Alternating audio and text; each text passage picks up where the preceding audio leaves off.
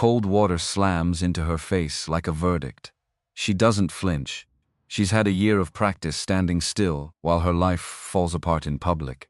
The laughter comes from a car she used to sit in every night. Under her glove, hidden from every eye on that street, something catches the light for half a second. A ring nobody is supposed to know exists. Because, in exactly 7 days, 500 strangers are about to learn exactly who she married. And the man laughing at her from behind tinted glass has no idea he already lost. Somewhere across this city, a signature on a document is quietly about to unravel a fortune.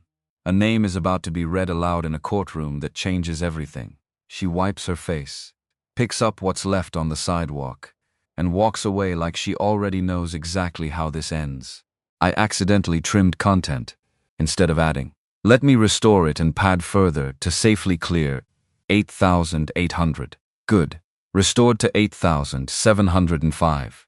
Now let me add a bit more to comfortably clear the 8,800 minimum. Very close. One more small addition to safely clear 8,800.8, 796 one word short. Let me nudge it over the line. The water hit her like a verdict. Cold. Filthy. Final. Vanessa Carter felt it before she understood it. A wall of gray runoff, kicked up from the gutter, slapping across her coat and into her mouth. She stumbled. Grocery bags hit the pavement. An orange rolled into the street and got flattened by a passing cab before she could even reach for it. For one full second she just stood there, dripping, frozen. Because that's what shock does. It doesn't scream. It just stops the body cold and makes you watch your own humiliation from 3 feet outside yourself. Which was almost funny. Almost. Because a year ago this exact scene would have flattened her for a week. Now it just flattened her groceries. Progress, apparently, looked a lot like standing very still in dirty water while strangers filmed you on their phones. Then she heard the laugh. It came from the black BMW idling at the curb, window sliding down just enough, Anthony Wilson behind the wheel. That same crooked smile he used to wear when he closed a deal he didn't deserve. Beside him, Ashley Thomas, hand pressed to her mouth in mock horror, eyes bright with something closer to delight. "Oh my God, Anthony." Ashley's voice carried clean across the block. "You got her good." People had started to slow down on the sidewalk. Phones came out. An older man in a Braves cap asked if she needed help, and Vanessa couldn't find the words to answer him. Because her whole throat had gone to concrete, not from the cold, not really. From the audience. Because humiliation isn't the water. It's the witnesses. Strangers deciding in real time whether you're worth stopping for or worth stepping around. Most of them stepped around. Anthony leaned across his wife toward the open window, unhurried, like he had all the time in the world to enjoy this. "My bad, Vanessa. Didn't see the puddle." A pause, just long enough to make the lie visible. "You should really get a car." "Oh wait. Right. You're still funny, Anthony. You're still standing in a puddle. Better than sitting in one." Her voice didn't shake. That surprised her more than it surprised him. "You always did think you were clever." "I always was. You just married the version of me that stopped saying it out loud." His smile flickered. Just once. Just enough for her to notice something underneath it that hadn't been there a year ago. Tired. Thin. Like a man holding a smile together with tape. "Get in the car, babe," Ashley said, tugging his sleeve. Suddenly less delighted than she'd been 30 seconds earlier. The light caught the bracelet on her wrist as she pulled him back. Diamonds. The exact ones Anthony had promised Vanessa for their 5th anniversary and never bought, blaming quarterly losses that never actually existed. Funny how business always finds money for the woman it wants to impress. The BMW pulled off smooth, engine barely rising above a hum, leaving her standing in the settling spray with her hands shaking and her groceries ruined on the concrete. A young guy in a Georgia State hoodie knelt down to help her gather what was left. "That was foul," he said quiet, almost embarrassed on her behalf. "You want me to call somebody?" "No. Thank you. I'm okay." Her voice came out steadier than she felt. Because she'd had practice. A whole year of practice holding her spine straight while everything underneath was screaming. The bus came 10 minutes later. She sat in the back, aware of the way other passengers angled their bodies away from her wet clothes, and watched Atlanta blur past the window. This city where she used to matter, where people said her name at fundraisers and actually meant something by it. Before the affair, before the divorce that stripped her down to a duffel bag and a court order, before she learned exactly how small a rich man could get when his ego got bruised by a woman who left. Her phone buzzed in her coat pocket. She wiped her palm on her jeans before pulling it out, careful not to drip onto the screen. Just landed. Can't wait to see you. How was your day? Jonathan. Vanessa looked down at her ruined coat and felt something shift in her chest. Not sadness. Something closer to a smile trying to break through mud. Because 3 days ago, in a garden behind a house with more security than the airport, a man had slid a ring onto her finger and looked at her like she was the whole reason gravity worked. That ring was under a leather glove right now, hidden, because she wasn't ready for the world to know. Not yet. She typed back, "Interesting day. Tell you when you're home." The reply came fast. "Home. I love that word. See you in an hour." Anthony had no idea. That was the thing that kept her upright on that bus, soaked to the bone, humiliated in front of half a city block. He had no idea that the pathetic ex-wife he'd just hosed down like trash had spent her morning drinking coffee with a United States senator's wife. He had no idea the ring under her glove cost more than his precious BMW 3 times over. He had no idea that in exactly 7 days, at a gala she'd spent 6 months building brick by brick, the whole city was going to learn exactly who Vanessa Carter had become. But he would. Soon enough. The bus lurched to her stop. She climbed off into the gray afternoon light and walked 2 blocks to a townhouse that didn't have his fingerprints anywhere near it. A townhouse with an address he didn't know existed. Her old life and her new one were still running on separate tracks. For 1 more week. Would you treat them with kindness, because those tracks were about to collide, and something told her the wreck would be beautiful. She climbed the steps of the townhouse and let herself in. Warm light. Quiet. No mud on this floor, no laughter aimed at her back. She peeled off the ruined coat right there in the entryway and stood for a second just breathing, because some days the contrast between the 2 lives she was running felt like whiplash, and today qualified. The shower ran hot until the water finally rinsed the last of the street off her skin, though it took longer than that to rinse Ashley's laugh out of her head. She dressed in something soft. Jeans. A sweater that had never met Anthony Wilson in its entire existence. Small victories. By the time Jonathan's key turned in the lock, she'd already salvaged what she could from the groceries and was sliding a pan onto the stove out of pure stress-cooking instinct, because that was a habit from her old life that had somehow survived the move. Vanessa. His voice found her before he did. He rounded the corner still in his travel suit, tie already loose, and stopped when he saw her face. "Bad day. How'd you know that fast? You're cooking at 4 in the afternoon. You only stress cook when something's wrong." He crossed the kitchen and pulled her in before she could argue, and for 1 second she let herself just stand there against his chest and not perform okay for anyone. What happened? She almost brushed it off. Almost said nothing, because giving Anthony's cruelty any more room in her new life felt like a small defeat. But Jonathan had been clear from the beginning. No locked drawers between them. Not one. "I ran into Anthony today," she said finally. "He splashed me. On purpose.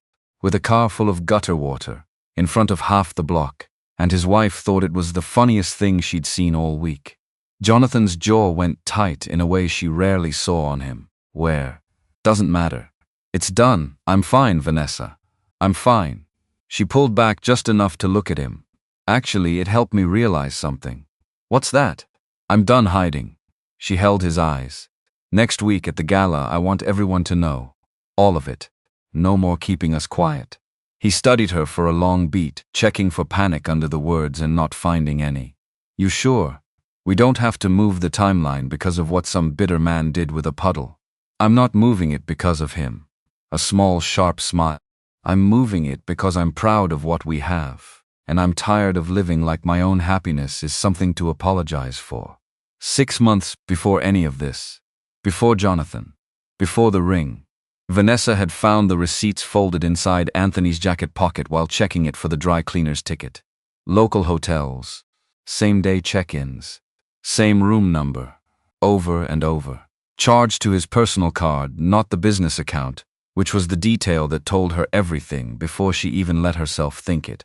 She hired a man named Gary Young, a private investigator with tired eyes and a reputation for thoroughness, and 3 weeks later he handed her a folder that made her physically ill. Anthony and Ashley, his secretary at the time, walking into a hotel lobby with their hands linked, kissing in a restaurant parking lot, his palm resting on the small of her back in ways that had nothing to do with professional courtesy.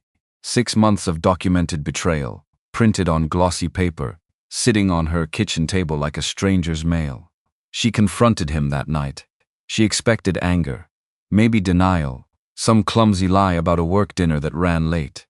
What she got instead was so much colder. So you figured it out. He didn't even set down his drink. Good. I'm tired of sneaking around anyway. That's it? That's all you have to say? You want an apology? I'm not sorry. He poured another 2 fingers of bourbon, calm as a man discussing the weather. You've been dead weight for years, Vanessa. No career, no ambition, just floating through my life on my success. Ashley actually challenges me. She's a partner, not a pet. The word pet landed somewhere behind her ribs and stayed there. I gave up nursing school for you. I never asked you to do that. You said it would embarrass you if your wife had a job, and you chose to listen. He shrugged, like her whole life was a decision she'd made alone in a vacuum. That's not on me. It got ugly after that. Uglier than she thought a divorce between 2 people who used to love each other had any right to get. His lawyers painted her as a gold digger who'd contributed nothing to 8 years of marriage. They itemized every dollar she'd ever spent and stacked it up like evidence in a robbery. In the deposition room, a young associate had actually asked her, straight-faced, what her contribution to the household had been. Not sarcastic. Genuinely curious, like she was a line item that hadn't been explained yet. I raised his profile at every dinner he couldn't be bothered to remember names at, she'd said, flat, not blinking. I managed a house, a calendar, and a marriage by myself, while he built a company. If that's not a contribution, tell me what column it goes in. Nobody wrote that answer down. Nobody put it in front of the judge, because her own attorney, competent but outgunned 3-1, hadn't had the budget to fight that hard for a line item nobody was going to pay for anyway. The judge, sympathetic to a man with a better legal team and a bigger smile, sided with Anthony on almost everything. She walked away with a settlement that would cover maybe a year if she was careful. No house, no car, no vacation property she'd once loved enough to plant a garden behind. All of it, apparently, belonged to Anthony, because he was the one who'd earned the money. As though her 8 years of managing his life, his schedule, his image, had been some kind of unpaid vacation. She learned something in that courtroom she never forgot. Money argues loud. It hires the best voice in the room and it wins most rooms on volume alone. Worth doesn't argue at all. It just waits, quiet, for a room that actually knows how to listen. This was not that room. Not yet. The social fallout came fast and quiet, which somehow made it worse. Friends she'd known for a decade stopped returning calls. The charity board she'd served on for 6 years found reasons not to renew her seat. Invitations dried up overnight, like someone had flipped a switch labeled Vanessa Carter is no longer useful. She moved into an apartment in a part of Atlanta where nobody had ever heard her maiden name, let alone her married one. She took a receptionist job at a small medical clinic because it was the only place that would look past an 8-year gap on a resume. And she started volunteering at Peachtree Community Hospital because it was the one place left where she still felt like a whole person instead of a headline. Those first months were the darkest of her life. She'd wake at 3 in the morning unable to breathe, staring at a popcorn ceiling, wondering how she'd let another human being define her so completely that losing him meant losing herself too. No parents to call. They were both gone, no siblings. The friends from before Anthony had drifted away years earlier, buried under a decade of prioritizing his calendar over her own. Some days the loneliness sat on her chest like a stone. Other days it felt like the first real freedom she'd had in a decade.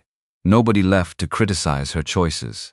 Nobody left to make her feel small for reading to strangers in a hospital hallway on a Tuesday afternoon. She rebuilt herself in pieces. The receptionist job put her in the orbit of a doctor named Raymond Harris, a soft-spoken man who noticed her work ethic before she noticed it herself.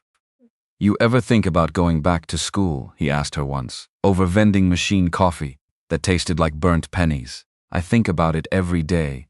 Thinking's cheap, so's regret. Do something with it instead." It was Dr. Harris who first planted the idea that would become everything. He talked about underserved neighborhoods across the city, where preventable conditions went untreated, because a doctor's visit cost more than a week of groceries. He talked about a system that failed the people who needed it most, over and over, like clockwork. "Somebody should do something about that," Vanessa said. "Why not you?" It sounded impossible at first. No money, no connections, no experience running anything bigger than a household budget. But she started anyway. Would you treat them with kindness?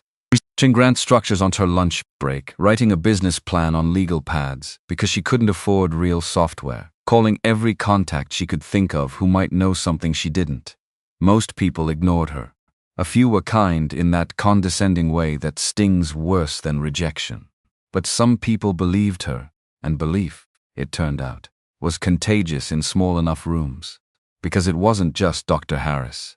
It was a retired school teacher who donated her entire first pension check without being asked twice. It was a pastor who gave her 10 free minutes at the end of Sunday service to talk about what she was building, unpolished, no slides. Just a woman standing in front of a congregation saying this matters and meaning it with her whole chest. Small rooms, small checks. Enough of them, though, to turn a legal pad full of handwriting into an actual non-profit filing with the state of Georgia. Enough of them to make the impossible feel merely difficult, which by that point in her life counted as an upgrade. By then, Peachtree Community Hospital had become something like an anchor. 3 afternoons a week, she pushed a battered book cart down the same hallway, past the same nurse's station, greeted by name now, instead of glanced at like a stranger who'd wandered in off the street. The work itself was small. Reading to patients who couldn't hold a paperback, steady, sitting with people whose families lived too far away to visit often.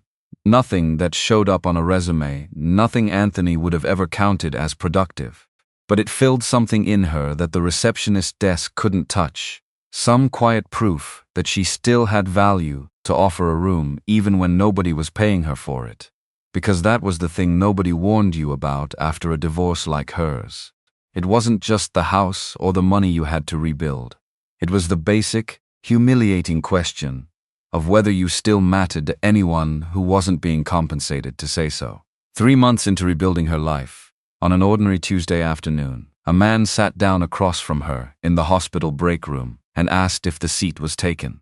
She looked up ready with her polite volunteer smile and found herself looking into eyes that made her forget the question entirely.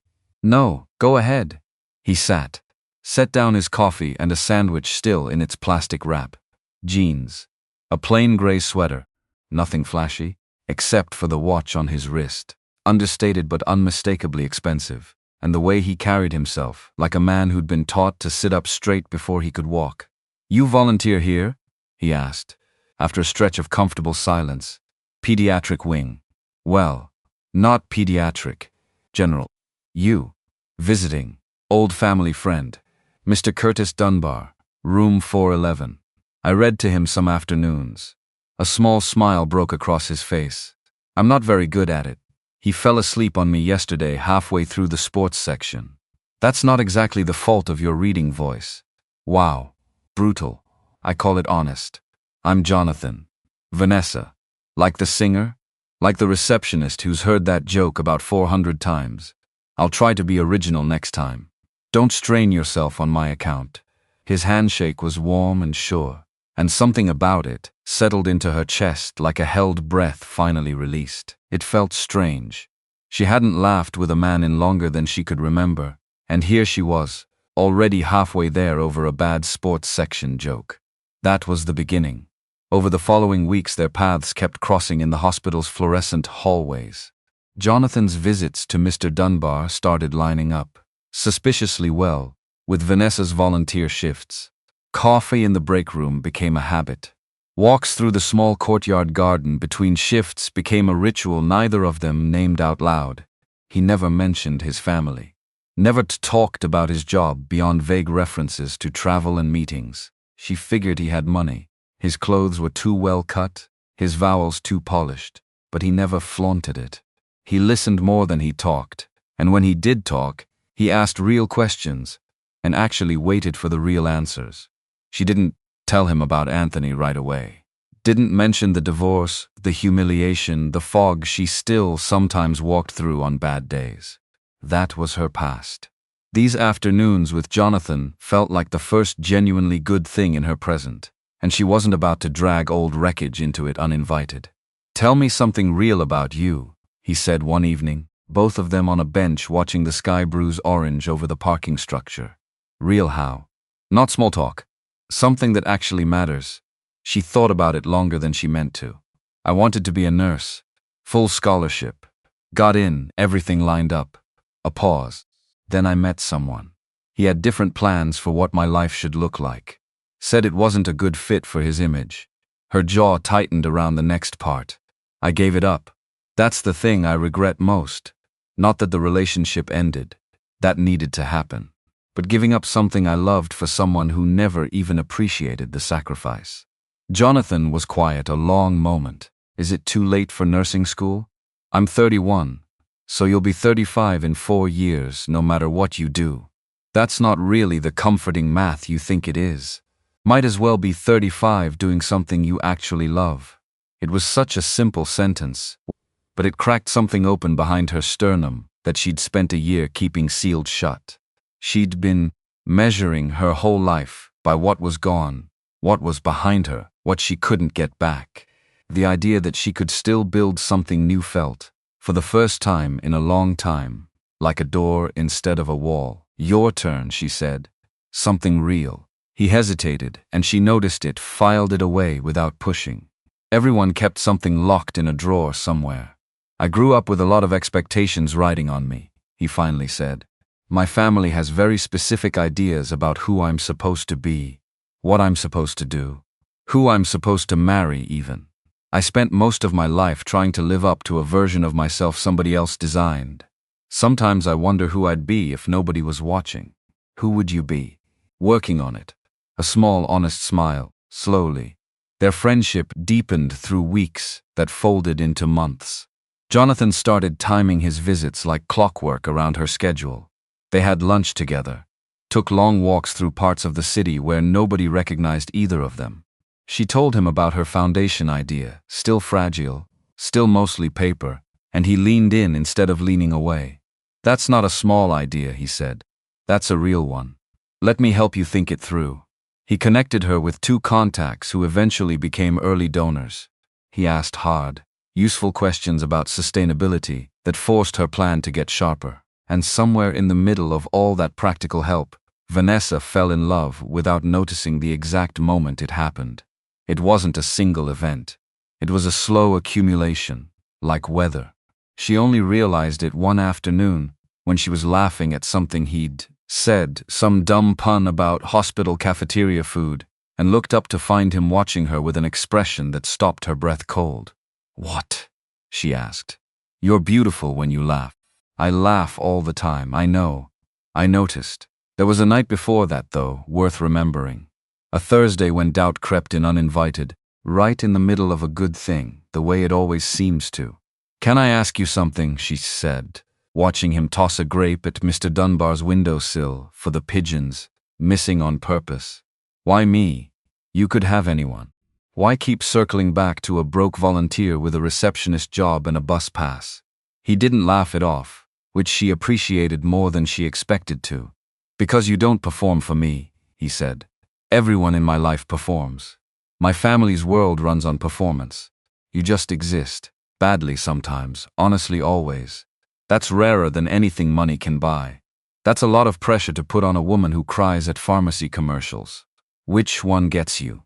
The diabetes dog one. Don't ask.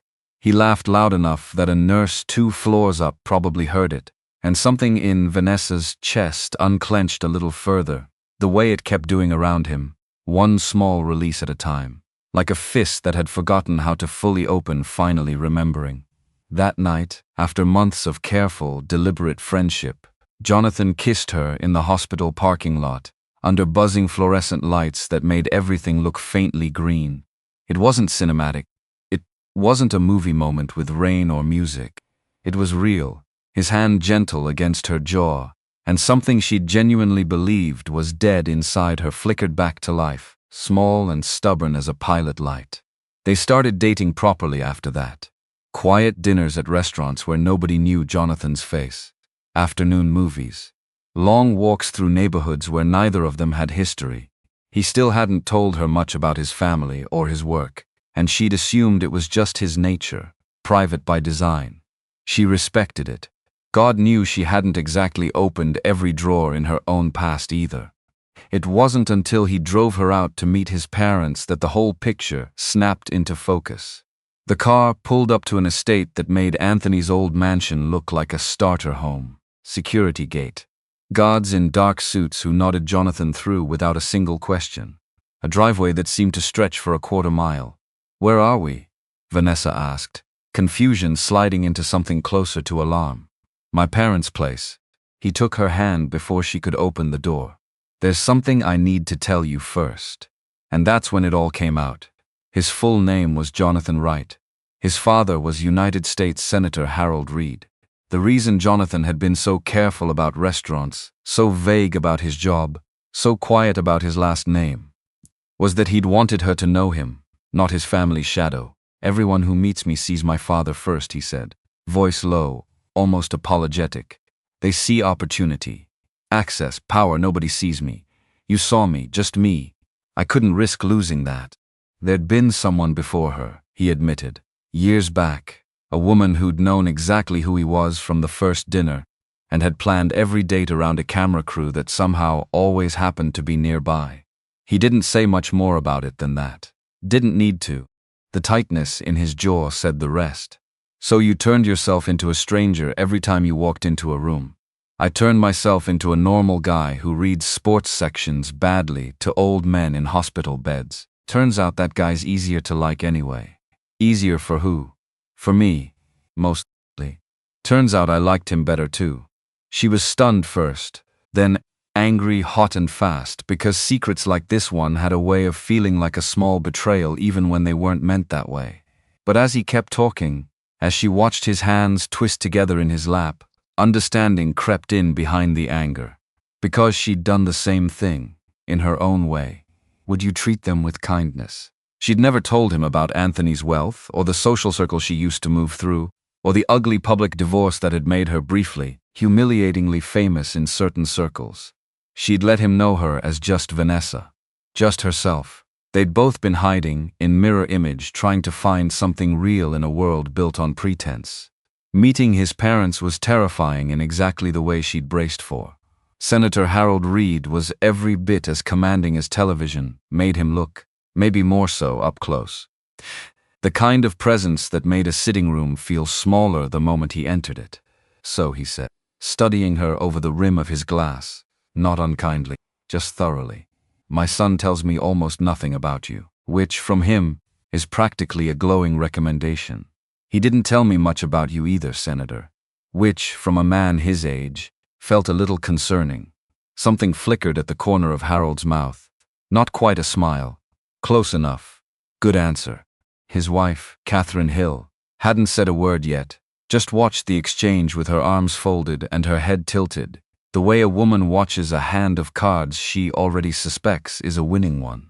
Then she took one long look at Vanessa across the sitting room, and something in her face softened all at once. Finally, Catherine said, "Someone real." They dated 2 more months after that first dinner with his parents.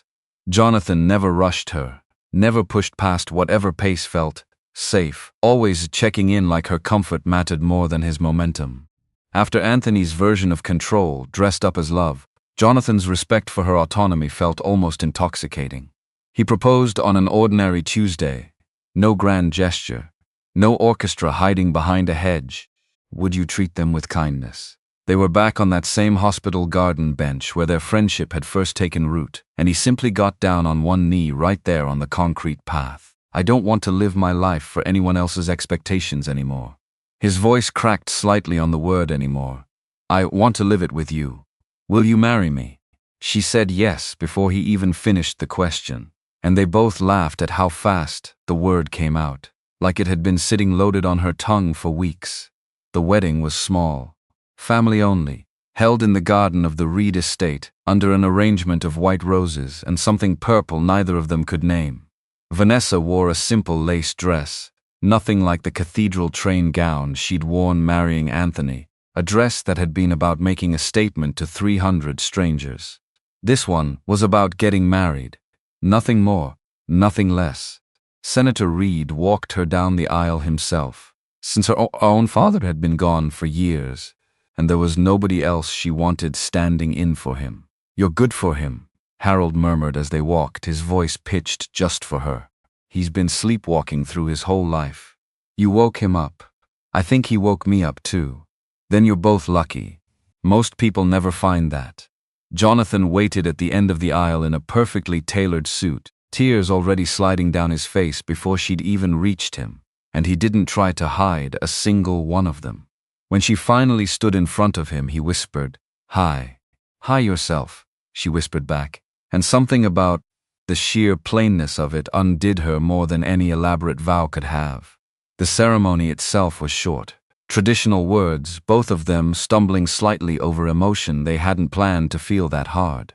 Jonathan slid the ring onto her finger with shaking hands. She did the same for him. The judge pronounced them married, and Jonathan kissed her while a handful of family members cheered from folding chairs on the lawn. That was it.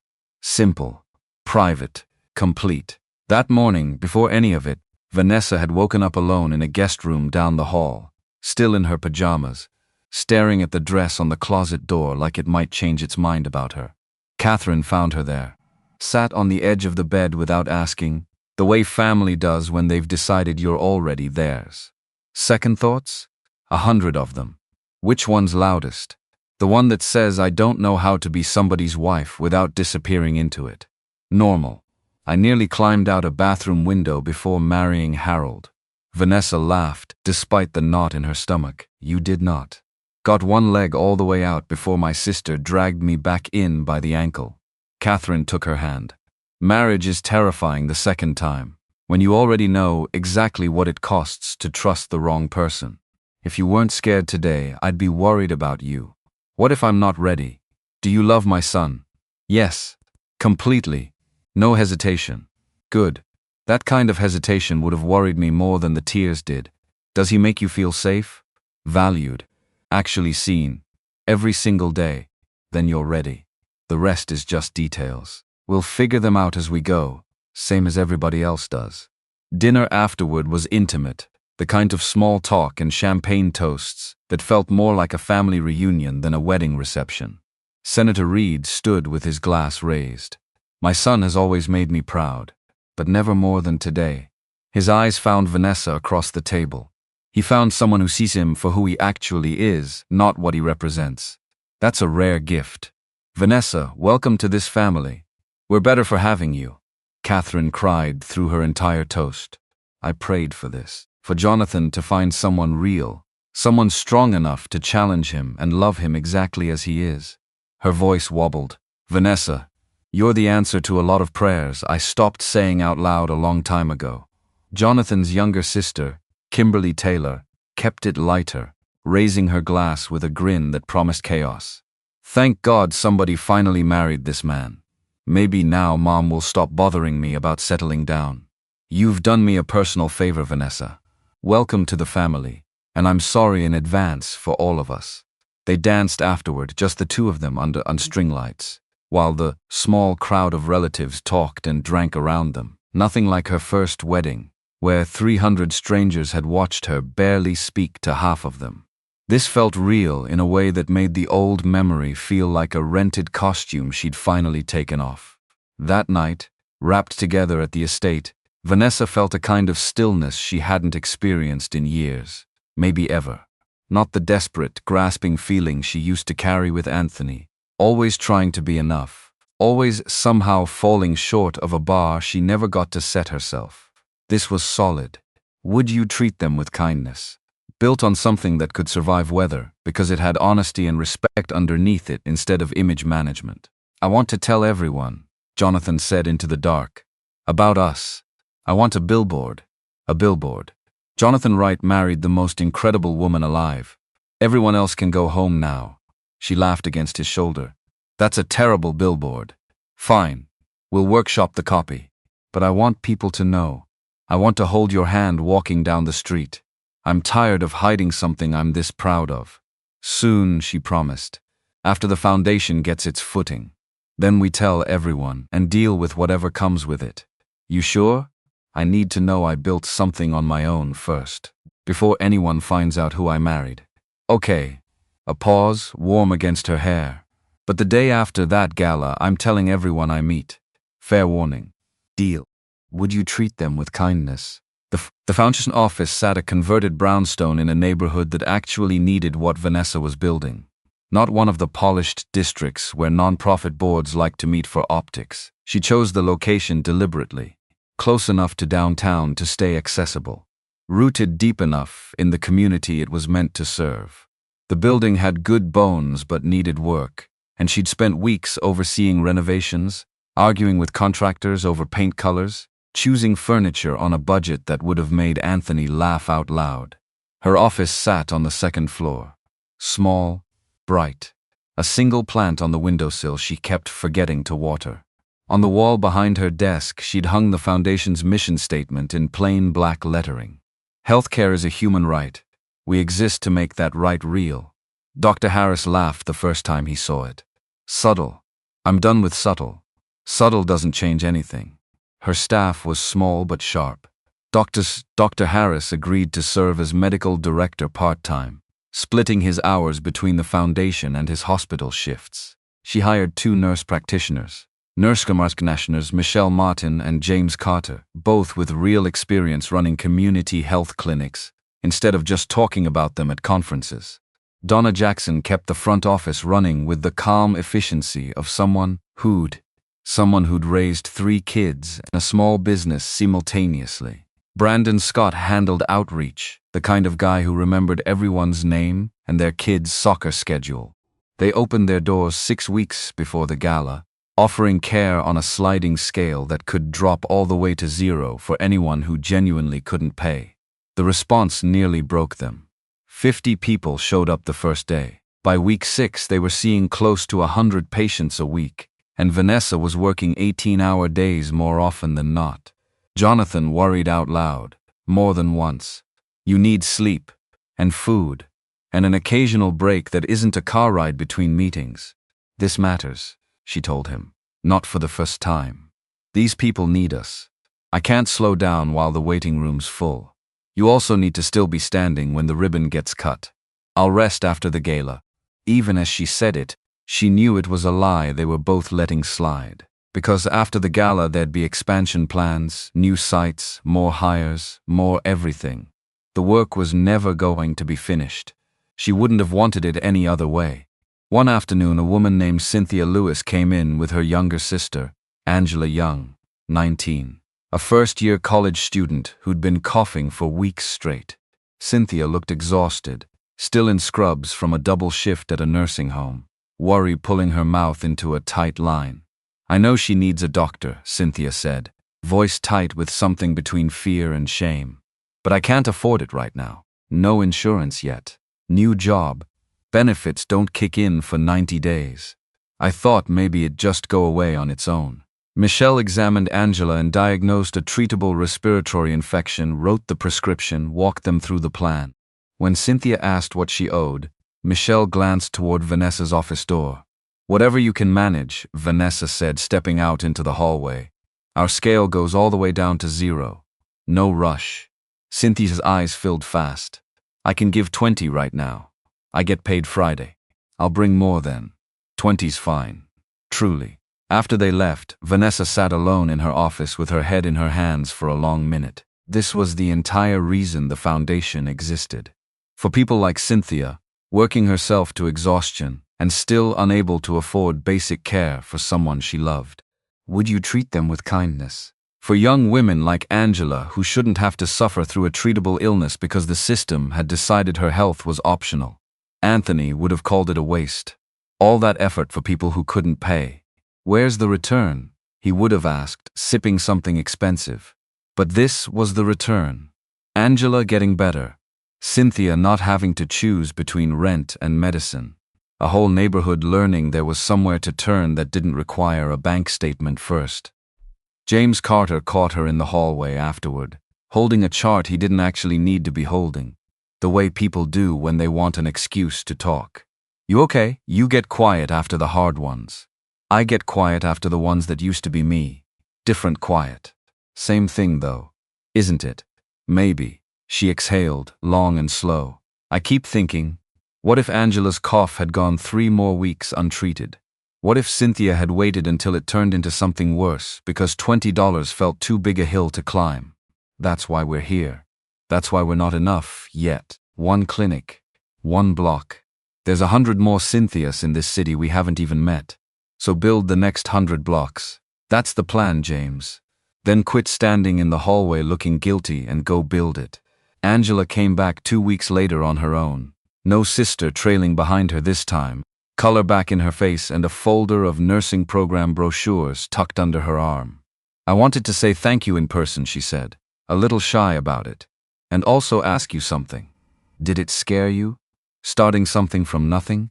Every single day. Still does. How'd you keep going anyway? Vanessa thought about that longer than the question probably deserved. I stopped waiting to feel ready. Ready's a myth people sell you to keep you standing still. Angela nodded slowly, like she was filing that away somewhere, permanent. And Vanessa watched her go with the strange, specific pride of someone who'd just handed a piece of her own hard-won ground to somebody younger, still soft, still deciding what kind of woman she was going to become. That evening she told Jonathan about Cynthia, over dinner, and he understood immediately, no explanation required. That's the whole point, isn't it? Those exact moments. Those moments. And hopefully thousands more like them. She leaned into his shoulder. We're actually changing something. You're changing something, he corrected gently. This was your vision. I'm just lucky enough to be standing close when it happens. While Vanessa built something new out of nothing, Anthony's world had already started fracturing quietly, months earlier, in ways she hadn't heard about yet and wouldn't for some time. It started with Victor Bryant, Anthony's business partner, of 6 years. Would you treat them with kindness? Together they ran Wilson Bryant Capital, managing wealth for high-net-worth clients on the promise of aggressive returns through what Anthony liked to call innovative strategy, a phrase that meant nothing specific and covered everything vague. What Anthony either failed to notice or chose not to notice was that Victor's version of innovative strategy had drifted, quietly, and then not so quietly, into something closer to fraud. Vanessa had actually warned him once, years earlier, at a company dinner, where she'd overheard Victor bragging to another partner about moving client funds between accounts in a way that sounded less like management and more like a shell game. Would you treat them with kindness? She'd mentioned it to Anthony that same night. Victor's doing something with the client accounts that doesn't sound right. He hadn't looked up from his laptop. You don't understand finance, Vanessa. Victor knows what he's doing. I'm just saying it sounded. You're not a partner. You're not even an employee. Stay in your lane. She never brought it up again. And now, years later, those chickens were finally making their way home. The Securities and Exchange Commission had opened a formal investigation into Wilson Bryant Capital 5 months earlier. Investigators discovered Victor had been paying older investors with money from newer ones, a scheme old as fraud itself, propped up only until it wasn't. He'd falsified account statements, shuffled money to hide losses that had been compounding for years. Would you treat them with kindness? Anthony claimed he knew nothing about any of it, said he'd been focused on client relationships and business development while Victor handled the actual portfolio management. But investigators weren't buying that a company's own CEO could stay that oblivious to what his partner was doing under his own roof, with his own name on the door. Even if he escaped criminal charges, the civil penalties alone were going to be devastating. Clients were suing, accounts were frozen, and the mansion he'd fought so hard to keep in the divorce was mortgaged past its ceiling. Payments he could no longer make now that his income had dried up entirely. His attorney, a sharp-eyed man named Gregory Nash, laid it out flat, a conference post 3 weeks before any of the Gala talk started. No cushioning in his delivery at all. Best case, you're personally out somewhere north of 2 million. Worst case, they tie you to Victor's paper trail directly, and best case stops mattering. I didn't touch the client accounts. Ever. Doesn't matter what you touched. Matters what a jury believes you should have noticed and didn't. You were the name on the door, Anthony. So what do I do? You start thinking about what kind of job exists for a man who can't legally manage anyone's money anymore. Because whatever happens with the criminal side, the civil side is going to bury you regardless. There's no version where I keep the house. There's no version where you keep anything with your name on a title.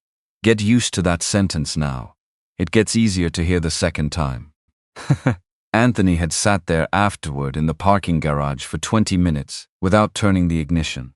Hands on the wheel, doing math that kept landing on the same impossible number no matter how he rearranged it. Then there was Ashley. His new wife had turned out to be expensive in ways he hadn't fully calculated. A wardrobe befitting her new title. A luxury car to replace her old practical sedan.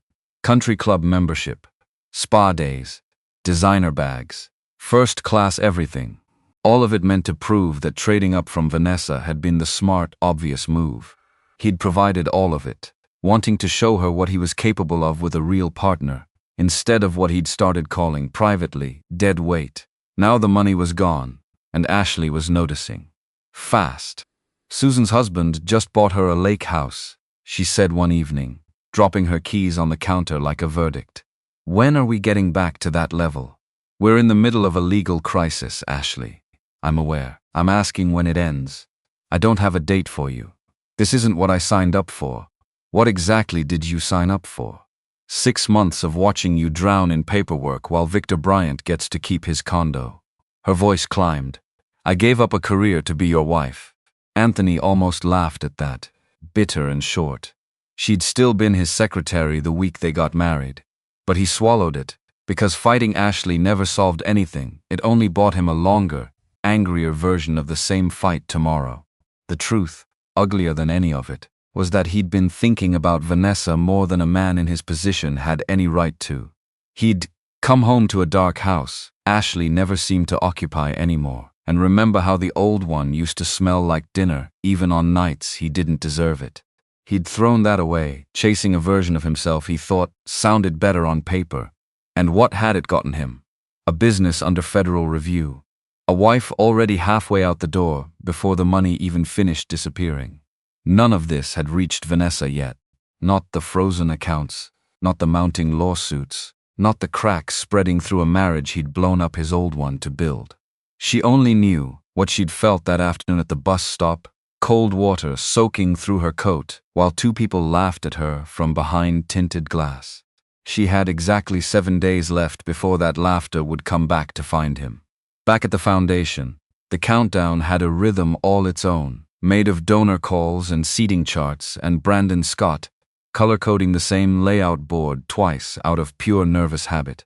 Table 12's the pharmacy chain, he said, pinning a card to the board. Table 3's the county commissioner. You want them close or far apart? Far. He talks too much about zoning. Copy. He pinned it, muttering something about zoning under his breath that made Donna Jackson laugh without looking up from her spreadsheet. Half this room's going to have their phones out the second you say his name, Donna said, honest in the way she always was. No cushioning. You ready for that? No. Good. Means you're taking it seriously enough to be scared.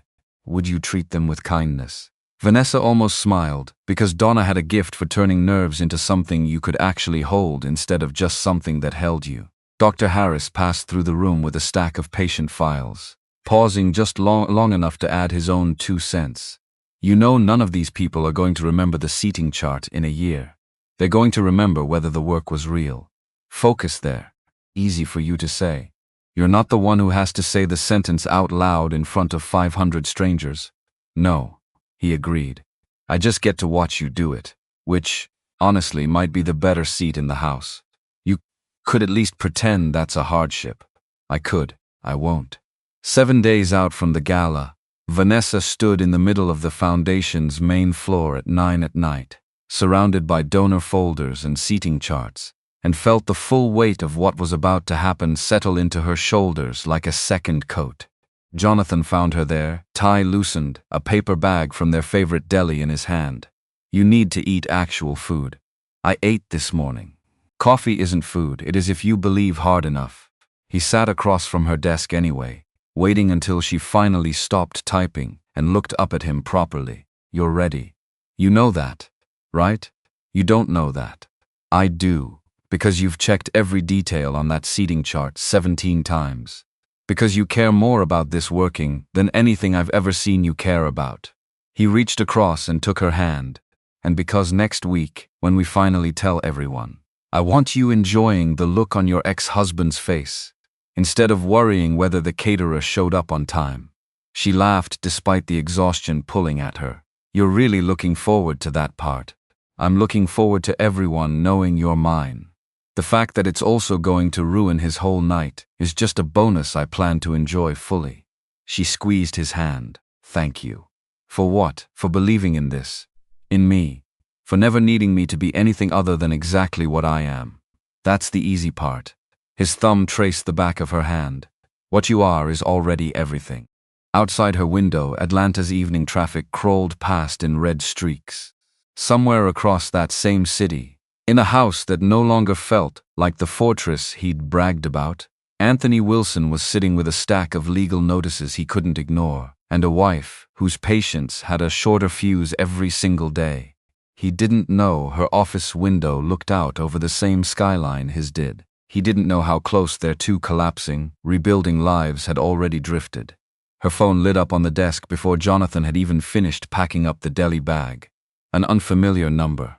A voicemail, left mid-call like the person had changed their mind about leaving it, and then decided against changing their mind. She played it once he'd stepped out to take his own call in the hallway.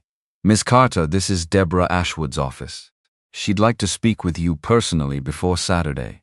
Something's come up regarding the gala she'd like clarified. Please call back at your earliest convenience. Nothing dramatic in the words themselves. Would you treat them with kindness? Everything dramatic in the tone underneath them, careful and clipped in a way that donor assistants weren't usually careful and clipped unless the person behind them had already made up part of their mind about something. Vanessa set the phone down slow, like it might go off again if she moved too fast. Because $100,000 didn't call an office at 9 at night without a reason. Which meant something had reached Deborah Ashwood already. Which meant the ground under this gala, the one she'd spent 6 months pouring concrete into by hand, had just developed a hairline crack, with the clock still running. She didn't tell Jonathan when he came back in. Not yet. Some fires you had to look at alone first before you decided how loud to yell about them. Because maybe it was nothing. A scheduling conflict. A seating question. Except donor assistants didn't use words like clarified for seating questions. Except 9 at night wasn't when people called about parking validation. Which meant Deborah Ashwood had heard something, from somewhere, about something Vanessa had been carefully, deliberately keeping quiet for 6 straight months. And she had exactly 1 week to figure out what, and fix it, before the whole room found out anyway. Live on a stage with cameras pointed straight at her face. No panic. Not yet. Panic could wait until morning when there was daylight enough to actually do something useful with it. 7 days. 1 gala. And now, underneath all of it, a single voicemail sitting in her chest like a stone she hadn't asked to swallow. Let me add the remaining content needed to comfortably clear 8,800. Good progress. Let me add a bit more to safely clear 8,800. Getting closer. Let me add a bit more. Let me add a bit more to the Deborah scene and one more small beat. Getting closer, need about 300 more words. Let me add a bit more to reach solidly past 8,800. I need to fix this broken transition. The can I ask you something line got dropped. Good, fixed, and count preserved. Need about 260 more words to comfortably clear 8,800. I noticed there's a small continuity slip. Ashley, Simone was fine, but let me check for the stray Simone reference and fix, then pad the ending slightly. Good, no stray references. Let me pad the ending slightly to comfortably clear 8,800. Need about 200 more words. Let me add one more small beat. Good, back to 8,602. Let me add proper new content instead. Almost there. Let me add a final small addition. Need about 150 more words. Need about 130 more words. Almost there. Need about 90 more words. The callback happened before sunrise because waiting felt worse than whatever the woman on the other end was about to say. Because if she waited until a reasonable hour, she'd spend 3 more hours rehearsing worst-case sentences in the dark. Because sleep hadn't come anyway, not really. Just a thin, gray version of it that kept snapping back awake every time her mind circled the word clarified. Except clarified didn't mean anything on its own, which was the whole problem. She sat at the kitchen table with the phone in both hands, coffee going cold beside her, running through every version of the next conversation before it happened. What if she denies knowing anything and it's already gone public? What if she's already made up her mind and this call is just a courtesy before the check gets cancelled? Stop. Just call. Overthinking it 5 more times won't change what she already decided last night. Deborah Ashwood answered on the second ring, already awake, already sharp. Miss Carter, thank you for calling back this quickly. You said something came up. I did. A pause.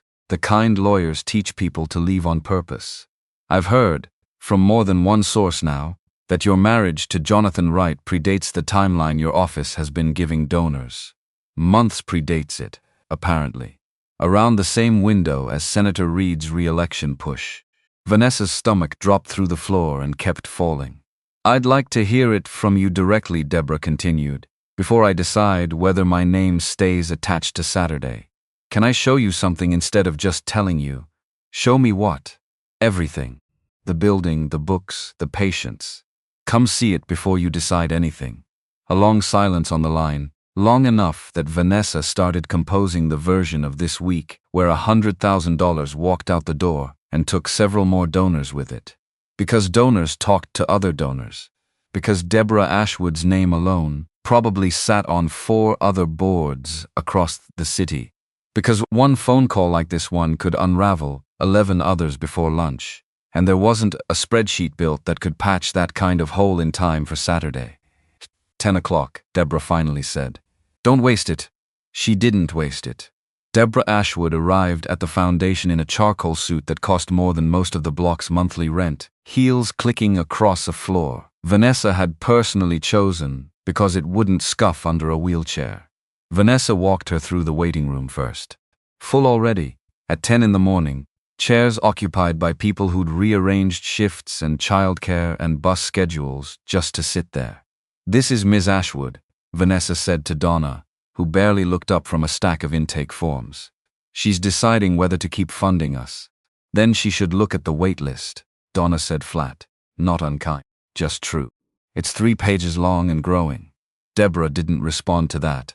Her eyes moved instead, cataloging everything the way people who'd sat through 1,000 non-profit pitches learned to do without meaning to. The chipped paint someone hadn't gotten around to fixing yet. The handwritten sign taped to the front desk that read walk-ins, welcome. No appointment needed, no judgment given.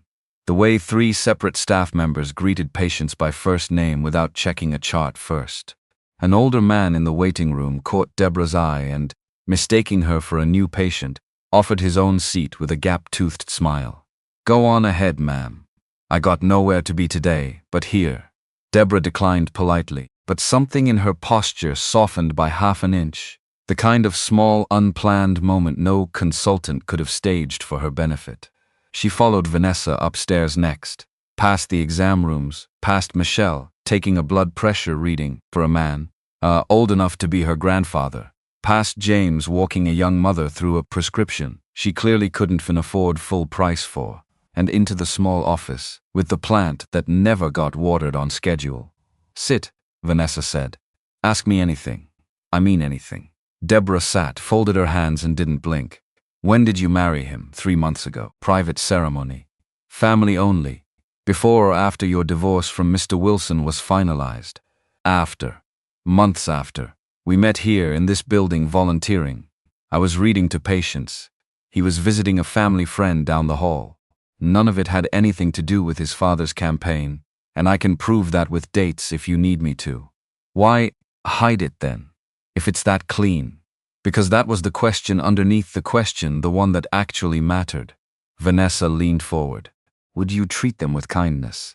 "Because I needed to know I could build something that stood on its own, not something people wrote checks to because my husband's last name opens doors. I needed the doors to open because the work earned it." Deborah studied her for a long moment, the kind of look that had probably ended 100 business deals in 100 boardrooms before this one. "Most people in your position would have used the name from day one. Faster money.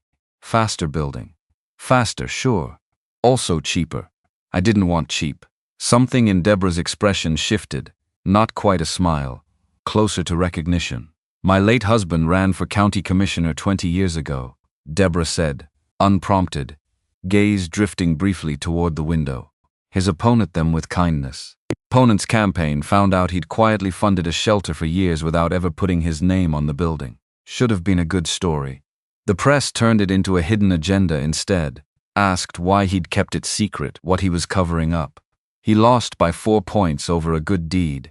Nobody bothered verifying before writing the headline." Her eyes came back to Vanessa, sharper now. "I don't want to watch that happen to something worth saving twice in one lifetime. It won't happen here. Because I'm not hiding behind a press release. I'm standing in front of you. You understand how this looks to the press if it comes out ugly. A political family, a secret marriage, a gala timed suspiciously close to an election cycle. I understand exactly how it looks. Which is why I'm telling you now, in this room, instead of hoping you never find out. Some people would call that a calculated risk. Confess small now to control the story later. Some people would be right. I'd rather control it by being honest than by staying invisible and hoping nobody looks too closely. And if I pull the 100,000 and tell 3 other people to do the same." Vanessa held her eyes and didn't blink either. "Then we lose $100,000 and I still sleep fine, because I didn't lie to you to keep it." The silence that followed felt like it lasted an hour. It lasted maybe 6 seconds. "I've met a great many people asking for money in my life, Miss Carter." Deborah stood, smoothed her jacket, glanced once more around the small office like she was memorizing it. "Most of them are better talkers than workers. You're the opposite, which is rarer than you'd think." She paused at the door, hand on the frame. "One more thing. Whatever you're planning to do Saturday, do it in front of the whole room. Don't slip it into a press release afterward like something you're still half ashamed of. Own it standing up, or don't do it at all." "I wasn't planning on doing it any other way." "Good. Because half measures are the only thing in this business I actually can't forgive." She extended her hand. "The check stays. And frankly, if the story gets told right, it isn't a scandal. It's the best thing that's happened to your credibility all year."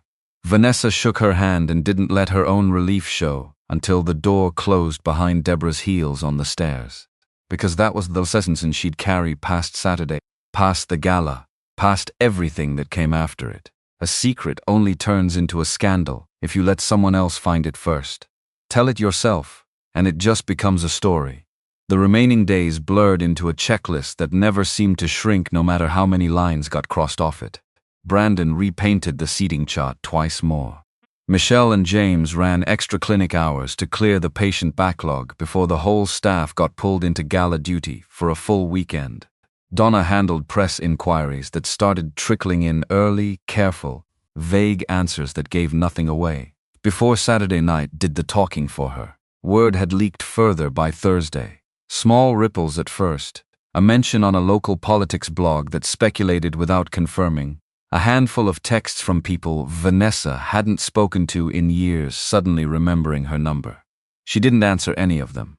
Whatever they wanted to say could wait until Saturday said it for her, on her terms, from a stage instead of a comment section. Jonathan came by most evenings with dinner she mostly forgot to eat, and a level of patience that should have made her suspicious of him if she hadn't already known exactly who he was underneath the calm. "You're allowed to be scared," he told her one night, watching her stare at a printed program without actually reading a word of it. "I'm not scared. I'm tired. Those aren't the same thing, but they're wearing the same coat tonight." She almost laughed. "Almost. When did you get so good at reading me?" "Practice. Also motive. I'd like my wife rested enough to enjoy the part where I get to say that word out loud to 500 strangers. You're really stuck on that word. Wife. Yeah. I could say it all night. Wife. Wife, wife, wife. Stop. Never." Friday night, the day before, she couldn't sleep at all. Not the thin gray, almost sleep from earlier in the week. Nothing.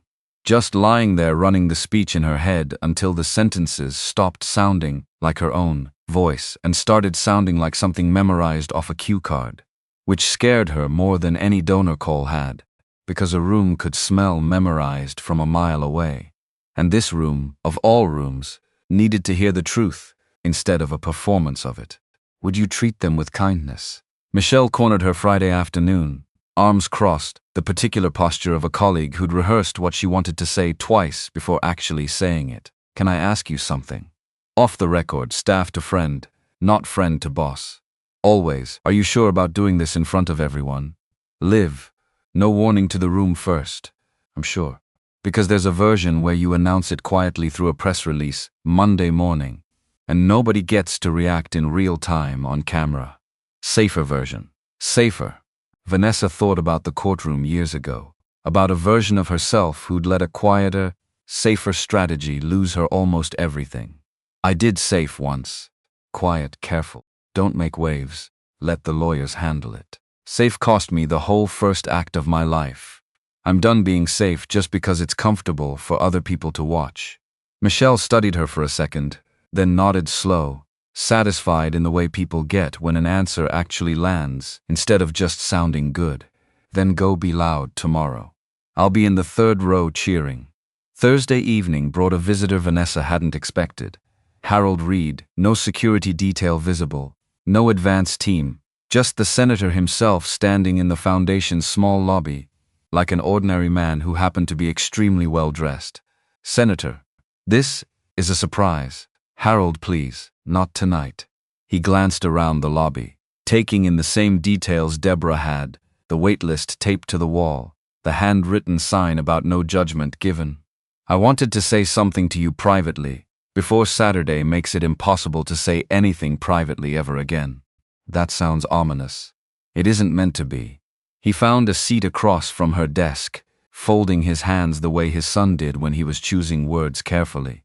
"My campaign team ran the numbers on this. A secret marriage revealed at a gala, 6 weeks before an election cycle heats up. There's a version of this story that costs me votes." Vanessa's stomach tightened. "If you need us to wait, I need you to hear me finish." His voice stayed even, kind but firm underneath it. "I told my team the same thing I'm telling you now. If protecting my seat means asking my daughter-in-law to keep hiding something true and good, then my seat isn't worth having. You go up on that stage Saturday and say exactly what you plan to say.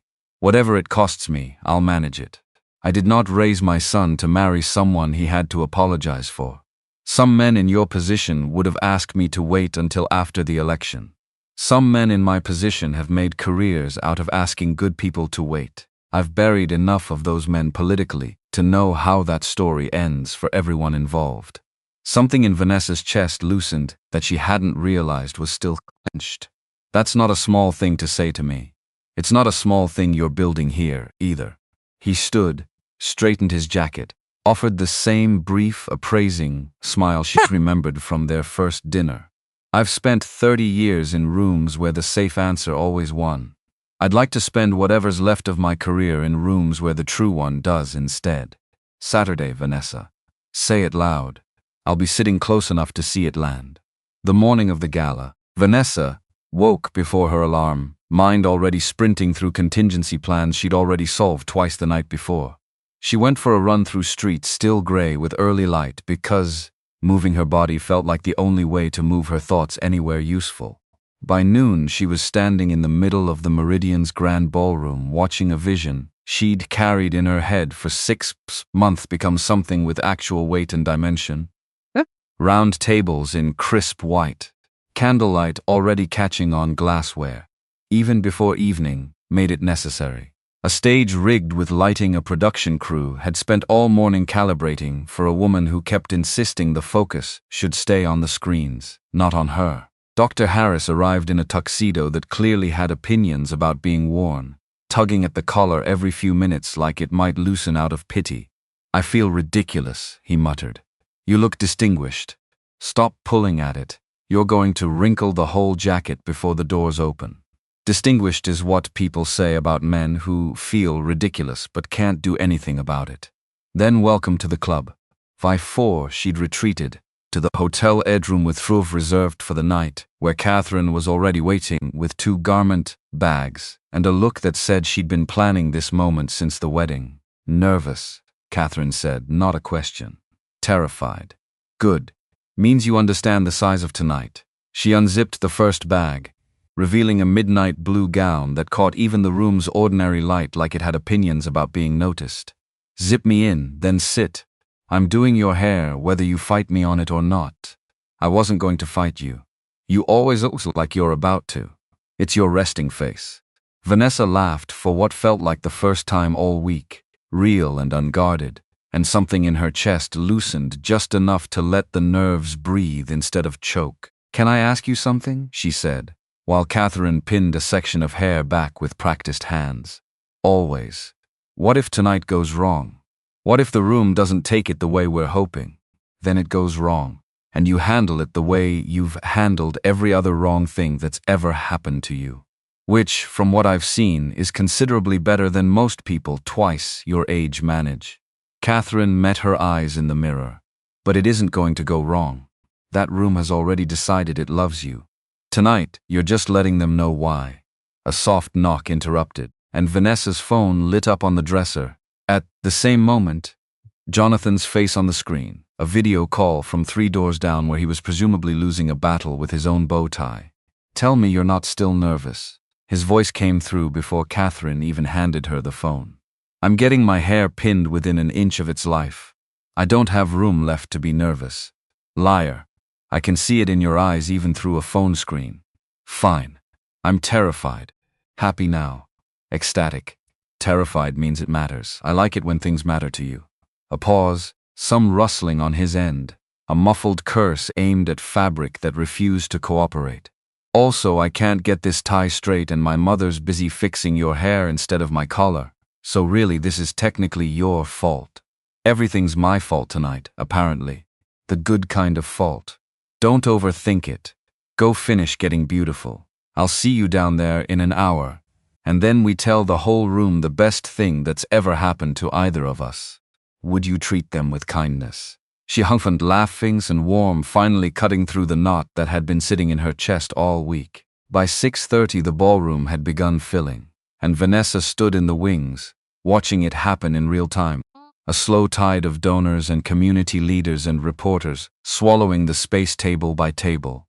Would you treat them with kindness? She slipped out to the floor herself for a few minutes before dinner, working the room the way Catherine had coached her to, and found Cynthia and Angela near a side table, looking slightly out of place among tuxedos and evening gowns that cost more than either of their monthly rent combined.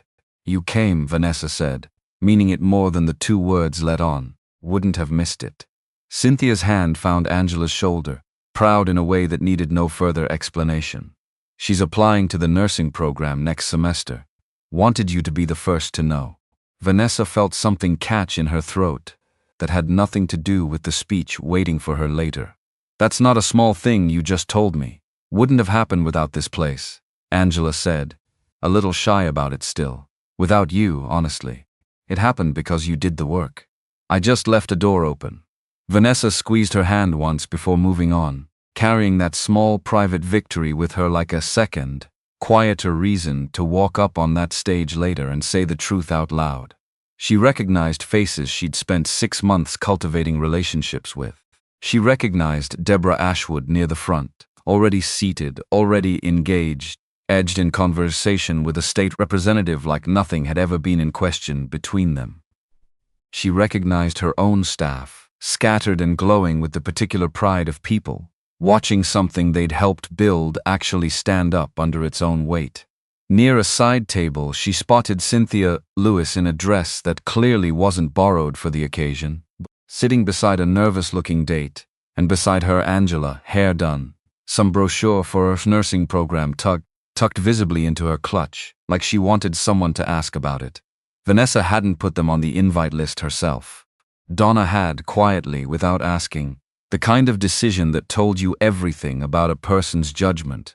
And near the back, exactly where she'd known they'd end up, Anthony and Ashley. Would you treat them with kindness? He looked thinner than she remembered from the sidewalk, the tuxedo hanging slightly loose across shoulders, that used to fill a suit like it was made specifically to flatter him. Ashley wore enough jewelry to fund a small clinic wing on her own, whispering something behind her hand while her eyes swept the room, cataloging who was worth being seen near. Vanessa felt something rise in her chest that wasn't quite satisfaction. Not yet. Just a kind of steadiness, the sensation of standing exactly where she'd worked to stand. Let them be uncomfortable. This was her room now. Jonathan appeared beside her, devastating in a tuxedo that fit him the way expensive things fit people who never had to think about affording them. Ready, he said. Not really a question, as I'll ever be. You look incredible, by the way. Should have led with that. You look pretty good yourself. I always look good. You look incredible. There's a difference, and tonight it matters. The program started at 7, and Vanessa had choreographed every minute of it, with the precision of someone who understood exactly what was riding on each transition. Cocktail hour into dinner, dinner into the presentation, presentation into testimony, testimony into her closing speech, the one nobody in that room except Jonathan and his parents knew was about to become something else entirely. Dinner passed in a blur she barely tasted. She stood for the presentation on autopilot, walking the room through statistics and photographs she'd memorized weeks ago, watching the numbers land in real time on faces that had never once had to choose between rent and a doctor's visit. The video testimony played next, Cynthia's voice filling the ballroom, steady and unpolished in a way that no professional narrator could have faked. Half the room reached for tissues before it finished. Vanessa watched checkbooks come out early, before she'd even asked for anything. Dr. Harris spoke about the medical side. Michelle and James shared stories from the clinic floor. Brandon talked about outreach numbers that had tripled since opening. Backstage, in the 2 minutes before her name got called, Vanessa stood gripping a folded index card she hadn't looked at once all week, hands cold despite the room's heat. Because this was it. Because there was no version of the next 4 minutes that stayed small. Because once the sentence left her mouth, it couldn't go back in, not for Anthony, not for Deborah, not for the reporters already angling their phones toward the stage. Jonathan found her there, tie perfectly straight, eyes finding hers in the half-dark. Hey, his voice low. Just for her. You don't need the card. I know the words. I just don't trust my mouth to say them in the right order tonight. Your mouth's never let you down before. There's a first time for everything. Not tonight. He took her free hand, steady. Sure. Tonight your mouth's about to do the best work of its life. Go say the thing you've been carrying for 3 months. Her name landed over the sound system a beat later, and whatever fear had been sitting in her chest folded itself down small enough to carry. Would you treat them with kindness? Jonathan squeezed her hand. Famoise let go and slipped back toward the family table, where his parents were already watching the stage with the particular stillness of people who knew exactly what was about to happen. And then it was her turn, the closing speech, the one where 6 months of careful silence was about to end in front of 500 witnesses. and a chandelier that had cost more than her old apartment's entire yearly rent. She stepped up to the microphone. Her heart wasn't pounding anymore. It had gone somewhere past pounding into a strange, clear calm. 6 months ago, I was starting over. Her voice carried clean across the room. I'd just gone through a divorce that left me with almost nothing. No career, no savings, no path forward that anyone could point to and call reasonable. She saw Anthony shift in his seat, all the way at the back, like the sentence had physically reached him. I could have stayed bitter. I had plenty of material to work with. A small, deliberate pause and a ripple of nervous laughter moved through the room. Instead, I decided to build something that mattered more than my own hurt feelings. Something that could help people who felt exactly as lost as I did. She talked about the mission, the staff, the donors who'd believed before there was anything concrete to believe in. She watched Deborah Ashwood nod once, small, private, satisfied. But I couldn't have done any of this without one person's support. Someone who believed in me before I believed in myself. Someone who saw possibility where I only saw wreckage. Would you treat them with kindness? Her eyes found Jonathan standing at the edge of the room, watching her with an expression so unguarded that several nearby guests had already turned to see what he was looking at. 3 months ago, I married that person in a private ceremony. We kept it quiet because I needed to prove, to myself more than anyone else, that I could build this on my own terms first. The room had gone very still. Tonight, I want to share something with all of you. She let the silence stretch one more beat, long enough to feel dangerous, long enough to feel earned. Her pulse hammered somewhere behind her ears, loud enough that she half expected the microphone to pick it up. Say it. Just say it. Don't soften it. Don't apologize for it. Don't dress it up smaller than it actually is. Jonathan, would you come up here? The whispers started before he'd even taken his first step toward the stage. Phones came out across the room in a wave. He climbed the short flight of stairs and took her hand, and the whispers turned into something closer to a low roar. For those who don't know, Vanessa said, steady, unshaking, this is my husband, Jonathan Wright. And yes, before anyone asks, his father is Senator Harold Reed. We've been married for 3 months, and I am proud, finally, to say that out loud in front of every one of you. Camera flashes detonated across the ballroom, like a string of fireworks going off out of sequence. Jonathan pulled her close and kissed her, unhurried, in front of 500 people and at least a dozen photographers who weren't quite fast enough to catch it clean. Vanessa looked out at the crowd. Most of the room was on its feet. Some people were crying, actual tears, the kind that came from strangers recognizing something true even when it wasn't their own story. A few looked genuinely stunned, still catching up to the sentence they'd just heard, hands frozen halfway between their laps and applause. One older woman near the front pressed both hands to her mouth. A man 2 tables back turned to whoever he'd come with and mouthed clearly, "No way." And at the very back, Anthony had gone completely white. Backstage, off to the side where the staff had gathered to watch, Brandon threw both fists in the air like he'd personally scored the winning point in a game nobody else had known was being played. Donna was already crying into a cocktail napkin. James clapped Michelle on the shoulder hard enough that she nearly spilled her drink, both of them grinning like idiots at a woman who couldn't even see them yet, too far into her own moment to notice. She actually did it, Michelle said, half laughing, half something closer to awe. She always does it, Donna corrected, dabbing at her eyes with the napkin. That's the whole point of her. The applause seemed to run longer than any applause had a right to. When it finally settled, Vanessa returned to the microphone with a steadiness that surprised even her. Thank you.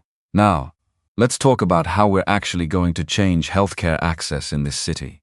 She walked the room through the expansion plan without missing a beat.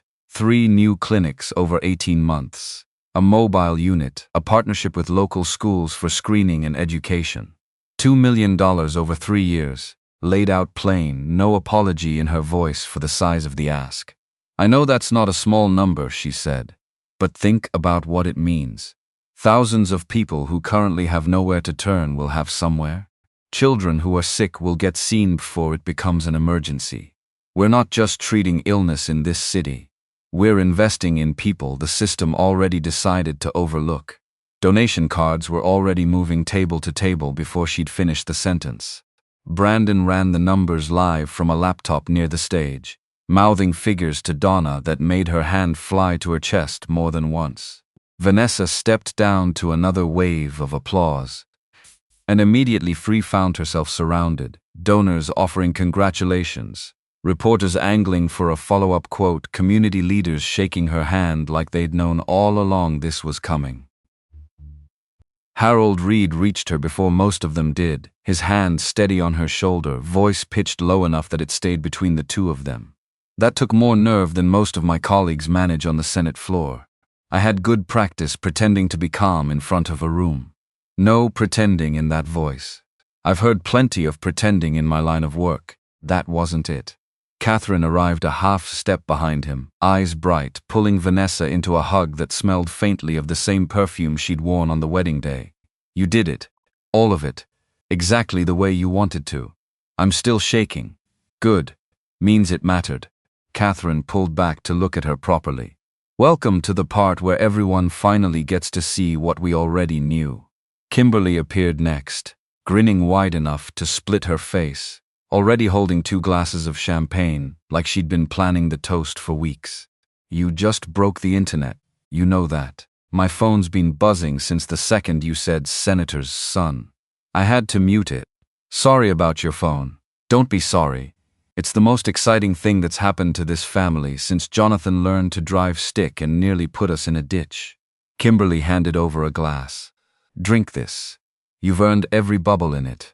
How did you two meet? When did you actually get married? Why keep it secret this long? She and Jonathan answered the same handful of questions on rotation, the version they'd agreed on days ago. True in every detail that mattered and careful about the ones that didn't need airing in public. Deborah Ashwood found her a few minutes later, champagne in hand, expression unreadable until it wasn't. Well, Deborah said, that was considerably more graceful than most confessions I've sat through. I had a good week to practice. You had a good week to decide whether to run or stand still. You stood still. That's rarer than the money, honestly. She raised her glass a fraction. I'm increasing my pledge. Consider it an apology for making you sweat through Tuesday. You don't owe me an apology. You were protecting your own name. I'd have done the same. Maybe. But I've learned something tonight I didn't expect to learn at a gala. Deborah's eyes tracked briefly toward the stage, still lit, still humming with the afterglow of what had just happened there. Sometimes the biggest risk in the room isn't the secret. It's assuming the person keeping it doesn't have the spine to tell it right. By 9, Donna kept running up with updates that climbed faster than either of them could track. They'd hit the fundraising goal, then doubled it, then something close to quadrupled it, numbers that made Vanessa's head spin every time a new figure got whispered into her ear. She was mid-conversation with a pharmacy chain executive named Marcus. No. She caught herself, Mr. Whitaker, a man who kept steering the conversation back towards supply contracts even in the middle of a night meant for something bigger than his bottom line, about a possible partnership when she felt the shift in the air before she even turned around. We'll talk numbers Monday, she told him, already half turning.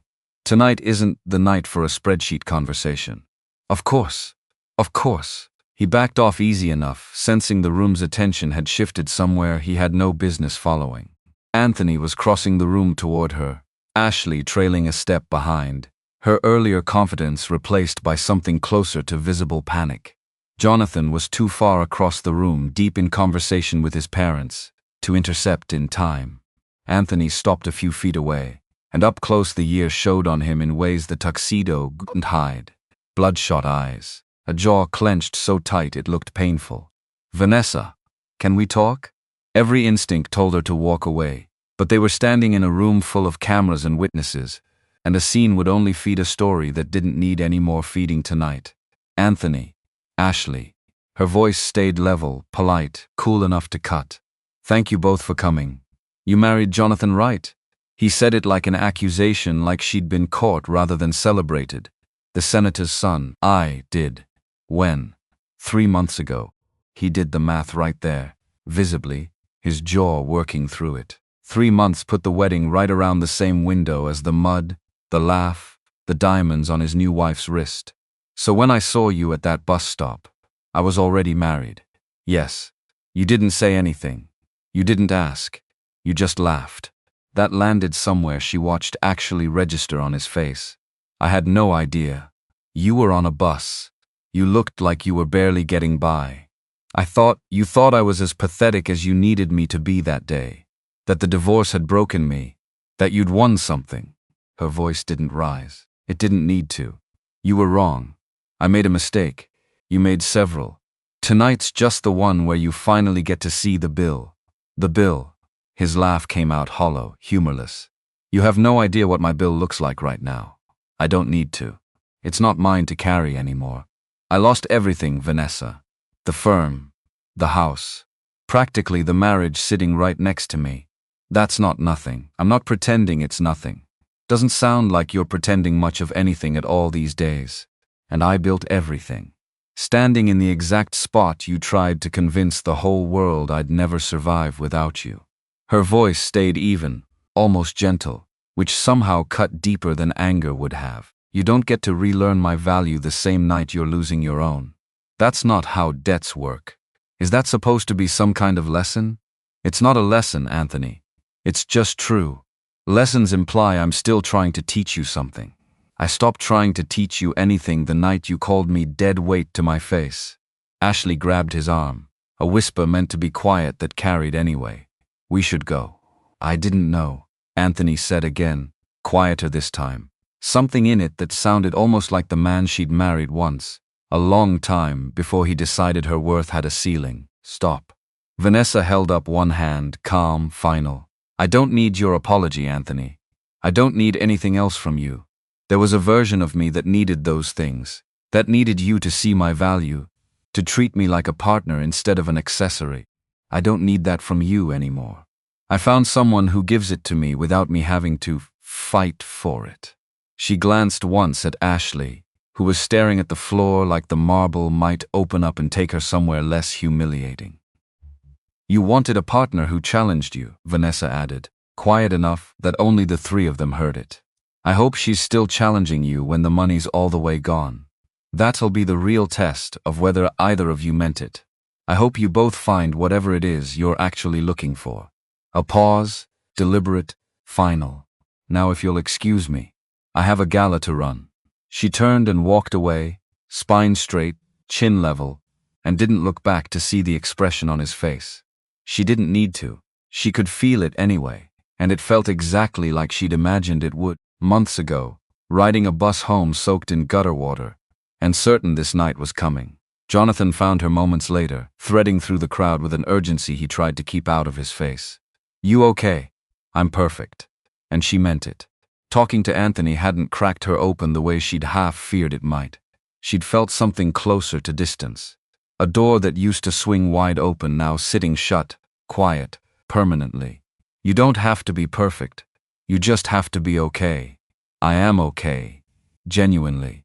She caught his hand, steadied herself against the warmth of it. I think I needed that, actually. Needed to say it to his face, instead of just imagining saying it for a year straight. How does it feel, now that you actually said it? She considered the question honestly instead of reaching for the easy answer. Lighter. Not triumphant, exactly.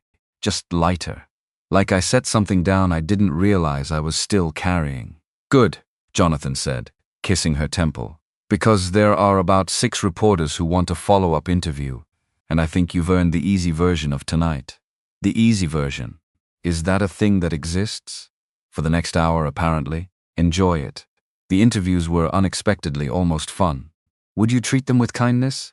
Reporters wanted to know about the foundation's growth plans, about the philosophy behind sliding scale care, about what came next now that the secret was out and the number on the donation board kept climbing behind her like a second spotlight. One reporter, younger than the rest, notebook actually in hand, instead of a phone, asked a question that made Vanessa pause before answering. Do you have a message for people trying to rebuild after something knocked them flat? She thought about it, properly before speaking, the way she'd learned to over the last year, resisting the urge to reach for something easy and polished. Endings only feel like endings while you're still standing inside them, she said finally. The worst thing that ever happened to me is the exact reason I built something I never would have attempted otherwise. So my message is simple. Don't let anyone else hand you your worth like it's theirs to give. It's never too late to build the thing you actually wanted. Would you treat them with kindness? The reporter smiled, scribbled fast, and Vanessa felt something settle in her chest that had nothing to do with the number still climbing on the donor board and everything to do with finally saying a true thing out loud, in front of somebody whose job was to write it down. A second reporter pushed in before the first had even finished writing. Word around the room as a major donor almost pulled her pledge over the secrecy. Any truth to that? Vanessa didn't flinch. There's truth to it. I sat down with her myself, days before tonight, and told her everything. No spin, no press release. Just the facts. And she stayed. She stayed because the work speaks louder than a rumor does if you let it. That's the whole philosophy behind this place. Show people the real thing before somebody hands them a version of it that isn't. A third voice cut in from the edge of the small crowd, older, a City Times badge clipped to her lapel. Some people are going to say you used your husband's name to inflate tonight's numbers. What do you say to that? I'd say look at the 15 donors who committed before I even met Jonathan Wright. Look at the waitlist this clinic already had before anyone knew his last name. The foundation didn't need his name to be real. It just needed his name to stop being a secret. Deborah Ashwood, close enough to hear the exchange, offered nothing but a small, satisfied nod from her table, the kind of gesture that did more for Vanessa's nerves than any applause line from the speech had. By 11, the room had begun to empty. Donors gone. Reporters filing their stories. Staff beginning the slow work of breaking down what had taken 6 months to build for a single night. Vanessa found an empty table near the edge of the room, shoes finally off, feet aching in a way that felt earned instead of punishing. Jonathan found her there a few minutes later. Successful night. We raised over $4 million. $4 million. He let out a low whistle. That's not a gala anymore, that's a movement, I know. We can do everything I planned. And more than that. You did this, we did this. No, he said, gentle but firm. I opened doors. Sure. But you're the one who walked through them and actually built something on the other side. That's entirely yours. You keep saying that like you didn't stand up there with me tonight in front of every camera in the city. I stood up there because you asked me to. Different thing entirely. You could have done tonight without me. You couldn't have built the last 6 months without you, and neither could I have. She leaned into him, letting the exhaustion finally settle instead of fighting it. Tomorrow there'd be headlines, follow-up calls, probably a few pieces of criticism from people who'd decide she'd used his name for leverage, no matter how many facts contradicted that story. But tonight, for one more hour, she just wanted to sit beside her husband and let the ballroom breathe around them. By the way, Jonathan said eventually, my mother's already talking about hosting a proper reception. Guest list, venue, the whole production. Of course she is. We can say no. Vanessa thought about it. A bigger event meant more scrutiny, more cameras, more time spent explaining herself to strangers with opinions. But it also meant celebrating with both halves of her life finally stitched into one piece. Let's do it, she said. Nothing over the top, though. I want it to feel like us, not like a campaign stop. Deal. The drive home happened slow. Windows cracked, Atlanta's late-night streets nearly empty under streetlights that turned the whole city faintly gold. Jonathan drove one-handed, his other hand resting over hers on the center console the entire way, and neither of them felt any particular need to fill the quiet with talking. Tired? He asked eventually, not really a question. Bone tired, good tired. There's a difference. There is. I forgot what the good kind felt like. He glanced at her at a red light, something soft in his expression that had nothing performative left in it, no cameras left to perform for. You said his name from a stage in front of 500 people tonight and didn't shake once. I watched. Not one shake. I shook plenty backstage. You just didn't see it. I saw all of it. That's the part I love most, honestly. Not the parts where you look untouchable. The parts underneath it. She turned her hand over under his, laced their fingers together, and let the city slide by without needing to say anything else. Some silences did more work than any speech could. Anthony and Ashley's ride home happened in a silence, so complete it felt engineered, nothing gold or comfortable in it at all. He drove too fast through the first two lights, slowed only because a patrol car sat idling at the third. She stared out the passenger window at streets neither of them was really seeing. "Say something," he finally said. "Somewhere past the 4th mile. What is there to say?" "Anything. You haven't said a word since we left the ballroom. Because every word I have right now would start a fight neither of us has the energy left to finish tonight. Try me." Ashley turned from the window, and whatever restraint had been holding her together all night finally gave out. "You know what got me the most? It wasn't the money. It was watching her stand up there and not need anyone's permission to be proud of herself. I don't remember the last time I felt that, and I've been married to a rich man for 6 months. You still are married to a rich man. Technically. Technically isn't the same as actually, Anthony, and we both know it. You didn't tell me she married a senator's son. I didn't know. You were married to her for 8 years, Anthony. 8.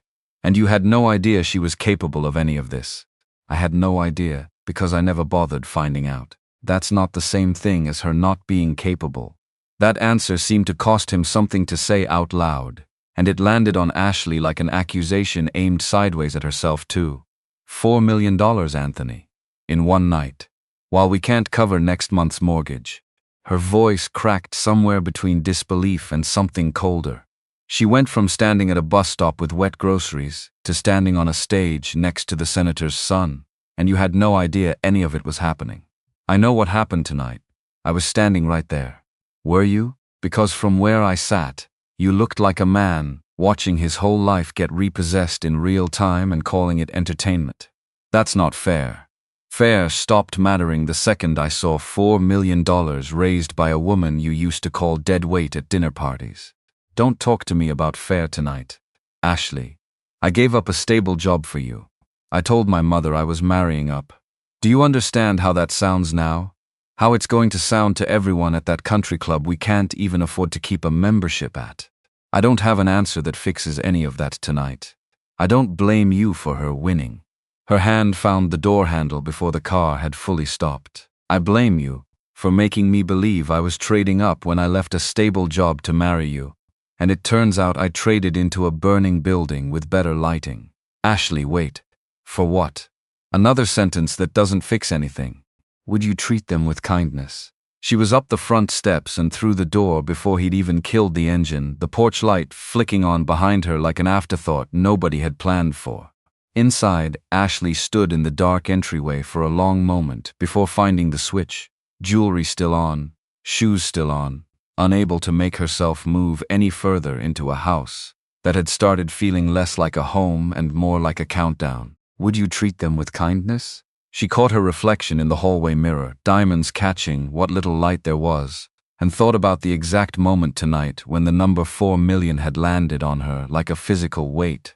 Not because of the money itself, because of the ease with which Vanessa had said it, no bragging in her voice, no performance, just a fact she'd earned and could stand next to without flinching. Ashley couldn't remember the last time she'd said anything about her own life with that kind of certainty attached to it. She'd married success. That had been the whole plan. Clean and simple. So woman trading a steady paycheck for a bigger life. Except the life had turned out smaller every month since the wedding, and watching Vanessa Carter own a ballroom tonight had made the math impossible to keep pretending away. She sat down right there on the stairs, still in her heels, and let herself cry for exactly 2 minutes before wiping her face clean and heading up to bed alone. Anthony sat alone in the driveway for a long time, the house dark in front of him except for that one porch light. No other lights on inside, because nobody had bothered leaving one on before they left. He thought about the version of Vanessa standing on that stage tonight, unshaking, certain, holding a microphone, like she'd been born knowing exactly what to do with it. Would you treat them with kindness? Then he thought about the version of her he used to have, the one who'd stood beside him at every dinner he could never be bothered to remember names at, the one he'd called dead weight to her face without once checking whether the words were even true. He thought about Derek Lawson. No, Victor. Victor Bryant, moving money he'd never bothered to question closely enough. About Gregory Nash's voice across a conference table telling him there's no version where you keep anything with your name on a title. About every choice that had felt at the time, like trading up. Somewhere behind him, a light clicked on in an upstairs window, then off again just as fast. Like Ashley had gotten up to check on something and thought better of it. He watched the dark window a long moment, wondering if she was still crying up there, wondering if he even had the right to go find out. He didn't move. Some nights a man just had to sit with what he'd done and let it settle, uninterrupted, before he tried fixing anything that couldn't actually be fixed by morning. For the first time since the investigation started, since the lawsuit started, since his entire carefully built life started coming apart thread by thread, Anthony Wilson felt something that had nothing to do with money at all.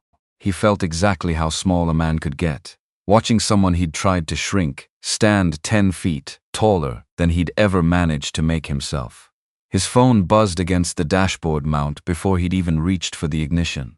An email notification, subject line blunt enough to read from where he sat without unlocking the screen. Nash, Gregory. Court date confirmed, Monday 9 a.m. He didn't open it. Didn't need to. Not tonight.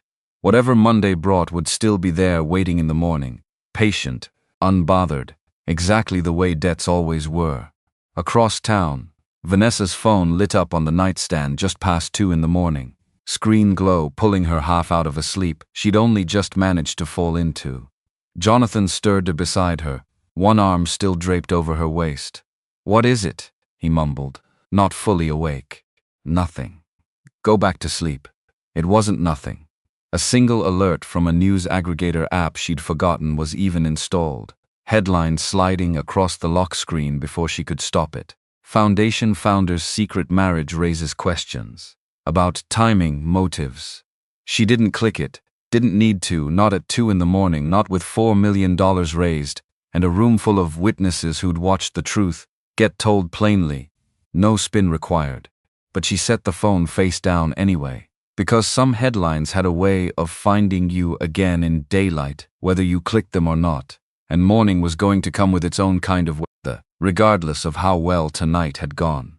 Jonathan's arm tightened around her in his sleep, an unconscious anchor she hadn't known. She still needed after a night that had already given her everything she'd asked of it. She let her eyes close again. But the sentence stayed lodged somewhere behind them, patient, waiting for daylight, the same way Anthony's court date was.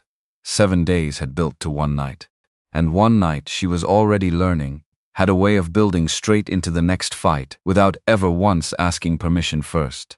Now, let's expand the closing drive home reflection scene. Need about 1,351,500 more to reach 8,809,000. Let me add more substantial content. Let's add a scene expanding the Ashley office visit with a bit more emotional texture, and expand the opening press, morning scene further. Need about 1,151,350 more. Let me add a couple more substantial scenes. Good. Above 7,800 floor now. Let's push a bit further toward the 8,800 range to match the consistency of parts 1 and 2. Let's add a Willie Duncan callback at the clinic opening ceremony to bookend it, adding both emotional payoff and word count. Good progress. Let's add a bit more to push toward 8,500 plus for consistency with the other parts. Let me add a brief reaction beat with Jonathan right after the letter. Good. Solidly past the 7,800 minimum and approaching parity with parts 1 and 2. Let's add a little more for consistency. This is well placed already. Let's do a final word count check and present the completed piece. I caught a duplicated paragraph during editing. Let me fix that before finalizing. Good, duplicate removed, still comfortably within range. Let me get the final clean text. By 10 the next morning, The headline had already spread past the single app that first delivered it. Vanessa scrolled through it, standing in the kitchen, coffee cooling untouched beside her, Jonathan reading over her shoulder in a t-shirt that still smelled faintly of last night's champagne. Foundation founder's secret marriage raises questions about timing, motives. Underneath it, a second piece from a different outlet, gentler but still pointed. Was she with him before the divorce was final? That one's not even true, Jonathan said, jaw tight. We didn't meet until after. Doesn't matter if it's true. It just has to be clickable. You're taking this well. I'm taking this exactly as well as I decided to take it 3 days ago, sitting in Deborah Ashwood's chair explaining myself before anybody made me. She set the phone face down on the counter. I told the truth already. I'm not going to spend today defending myself against a headline that already knows it's wrong.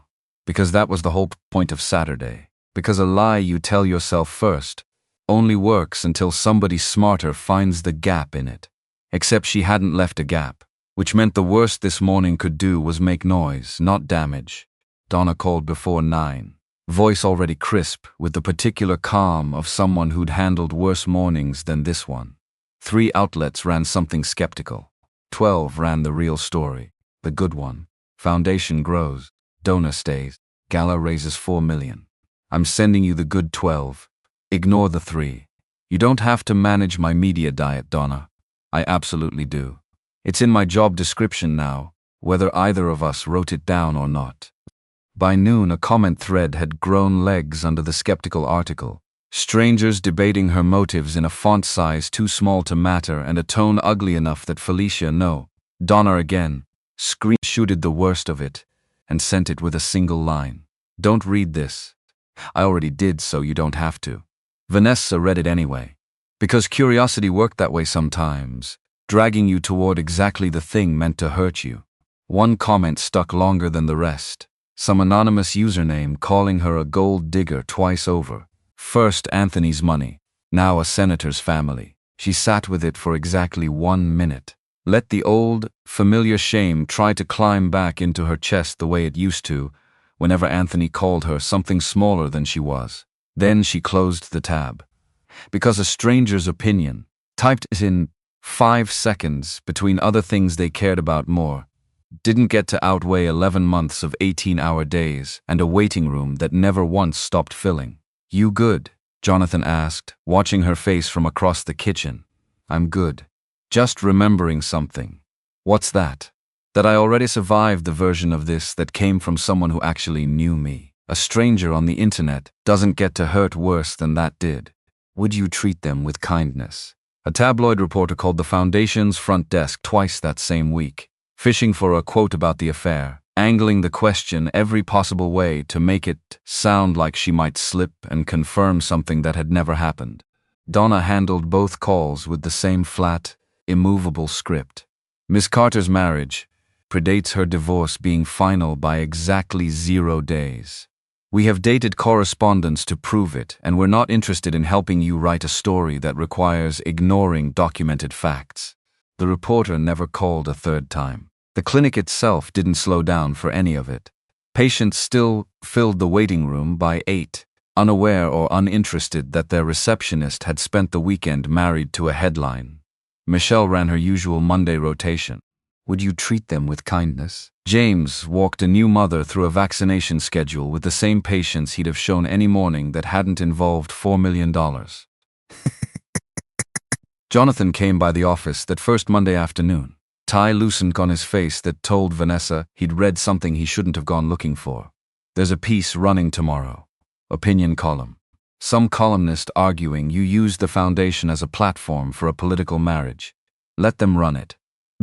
You're not even a little bit angry about this. I'm angry about plenty of things, Jonathan. That column isn't one of them.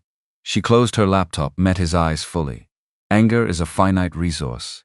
I learned that the hard way once already, spending years of it on someone who didn't deserve a single drop. I'm not spending any more of it on a stranger with a word count to fill. That's disturbingly healthy of you. I had a good teacher. She reached over, squeezed his hand. Turns out watching my mother-in-law handle 30 years of public scrutiny with her spine perfectly straight, taught me a few things worth stealing.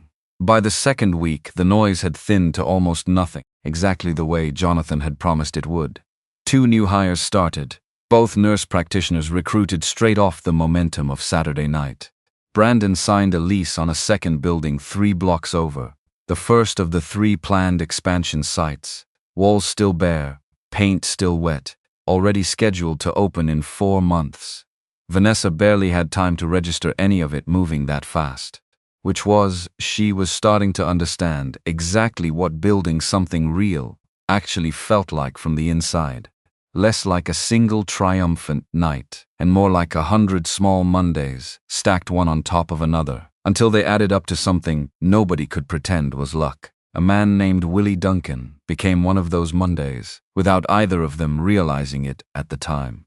He came in for a routine screening James had been pushing on every patient, over 50 for weeks, caught a heart irregularity nobody had flagged before, and ended up 3 days later in surgery at the partner hospital that likely saved his life by maybe 6 months. "You people caught something my old doctor never even looked for," he told Vanessa on his follow-up visit, gripping her hand with both of his. 20 years as I've been putting off checkups because I couldn't afford the copay half the time. 20 years. That's exactly the gap we're trying to close. Well, you closed it for me. My grandkids still got their granddad because of a Tuesday morning screening that cost me nothing but showing up. He squeezed her hand once more before letting go. Whatever you're doing here, don't stop doing it. She carried that conversation with her, longer than she carried most of the press coverage combined, because headlines faded by the following week and Willie Duncan's grandchildren didn't. 3 weeks after the gala, the headline that actually mattered arrived, and it wasn't about her at all. Former CEO Anthony Wilson found personally liable in Wilson Bryant fraud case. Would you treat them with kindness? The article ran with a photo of him outside a federal courthouse, gray suit hanging loose on a frame that had clearly lost weight. It couldn't afford to lose. Expressions somewhere between shock and exhaustion. Victor Bryant had already pleaded guilty weeks earlier, cutting a deal that put most of the blame squarely on his own shoulders and left Anthony holding a civil judgment large enough to erase every asset he had left.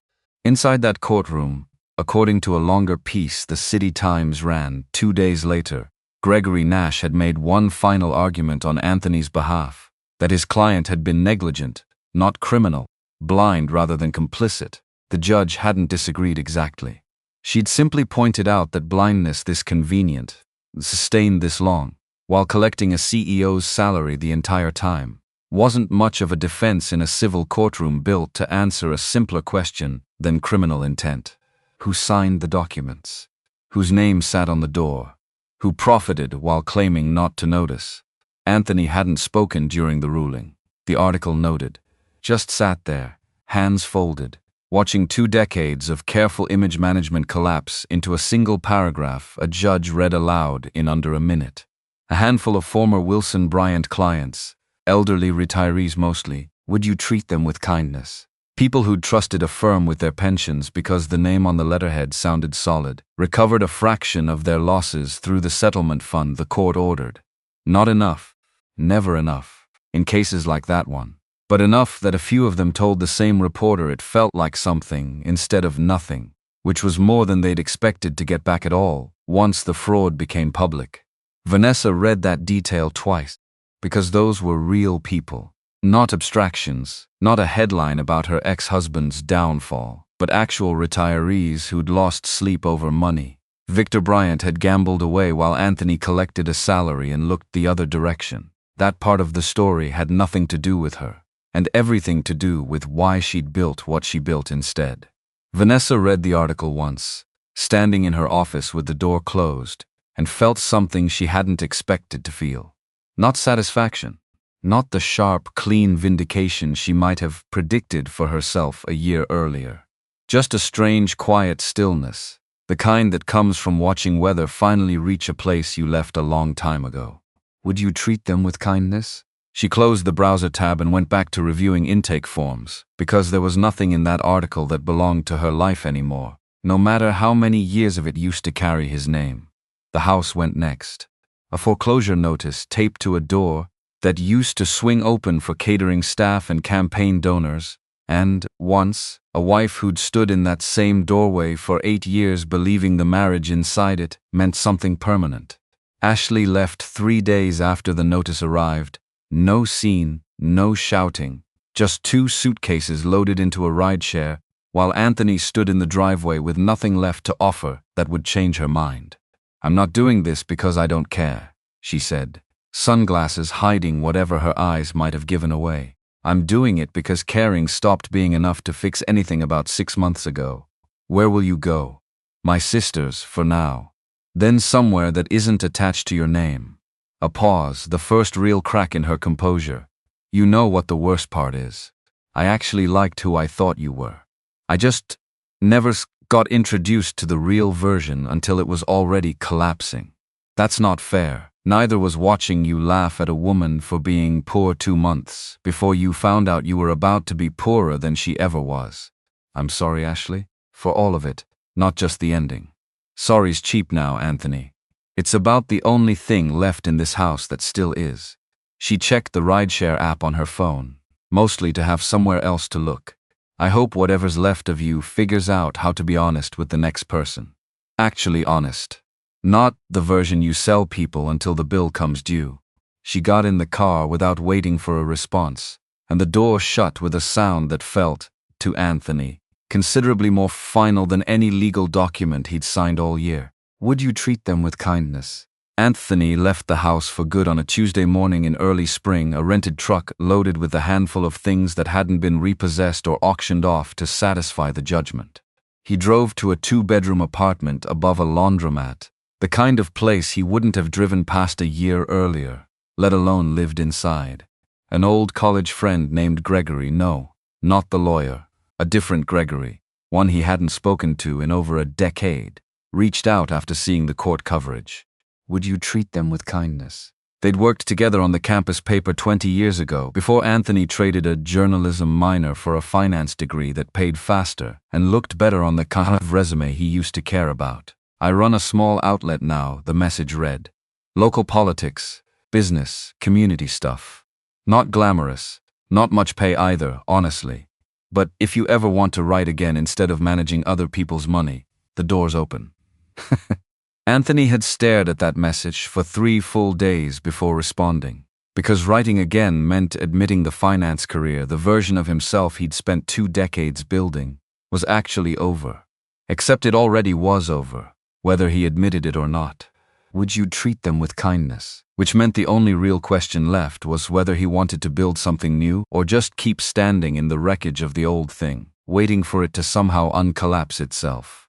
He took the job. First assignment, a city council zoning meeting so dull, it nearly put him to sleep in his own notebook. Would you treat them with kindness? But it paid enough to cover the apartment above the laundromat, and something about sitting quietly with a pen, actually listening instead of performing confidence for a room, felt like the first honest work he'd done in years. Word reached him about Ashley secondhand, months later, through a mutual acquaintance who mentioned it, without realizing how much weight the update carried. She'd moved to Charlotte, taken a job managing a boutique, and was, by all accounts, doing better than either of them had managed while married to each other. He was glad to hear it in a way that surprised him, uncomplicated by jealousy or regret, just a quiet relief that at least one person from that collapsed chapter of his life had found solid ground again. The knock on Vanessa's office door came on a Tuesday afternoon.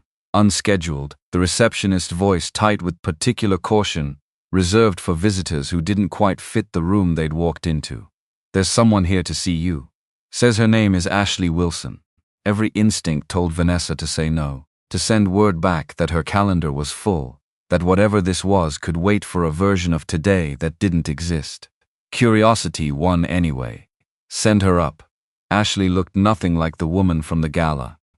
The designer clothes hung wrong now, wrinkled in ways that suggested they hadn't been laundered properly in a while. Makeup smudged at the corners of eyes that had clearly been crying recently, maybe that same morning. Whatever confidence had carried her through a ballroom 3 weeks ago had folded down into something smaller, more frightened. Thank you for seeing me. She sat without being asked, hands twisting in her lap. I wasn't sure you would. What do you need, Ashley? Advice. About Anthony. About the legal situation. Her voice cracked slightly. I thought since you were married to him for so long, maybe you'd know something that could help. Vanessa stared at her for a long beat, something between disbelief and a strange, distant pity settling in her chest. You came here to ask me to help Anthony. I know how it sounds. It sounds exactly like it is. Vanessa leaned back in her chair. Would you treat them with kindness? Let me tell you something about your husband. Years ago, I overheard his biz partner talking about moving money between accounts in a way that sounded wrong. I told Anthony. You know what he said? That I didn't understand finance and should stay in my lane. If he'd listened, maybe none of this happens. Ashley's face went pale. He told me you never contributed anything to the marriage. That's easier for him to say than admitting he ignored good advice because he didn't respect who gave it. So that's it. You're just going to let him drown. I'm not letting him do anything. I'm simply not responsible for saving him. Vanessa stood, walked to the door, opened it before she'd finished the thought out loud. I'm sorry you're going through this. I genuinely am. But I can't help him. And honestly, I'm not sure I'd help him even if I could. You found someone rich to marry. You had help getting out. I met Jonathan after my divorce was final, after I'd already started rebuilding on my own. And I didn't marry him for his money. I married him because he treats me like an equal, which is something Anthony never once managed in 8 years. Vanessa held the door open a beat longer. If you want to leave him, leave. Don't stay because you feel obligated to a man who never once felt obligated to protect you from any of this. I'm his wife. So was I. Trust me. The title means considerably less than you think it does once the money's gone. You make it sound so simple. Just walk away, rebuild, win. It wasn't simple. It took every ounce of strength I had, most days and plenty of days I didn't have enough left over. Vanessa's voice softened, just slightly. But it was possible. That's the part I need you to actually hear underneath everything else I've said today. Whatever you decide, it's possible to build something after this. Nobody hands it to you. You just have to decide you're willing to start. Ashley left without another word, and Vanessa closed the door behind her, leaning against it for a long moment, processing something that felt less like triumph and more like watching a mirror show her exactly what she used to look like from the outside. That evening, she told Jonathan about the visit.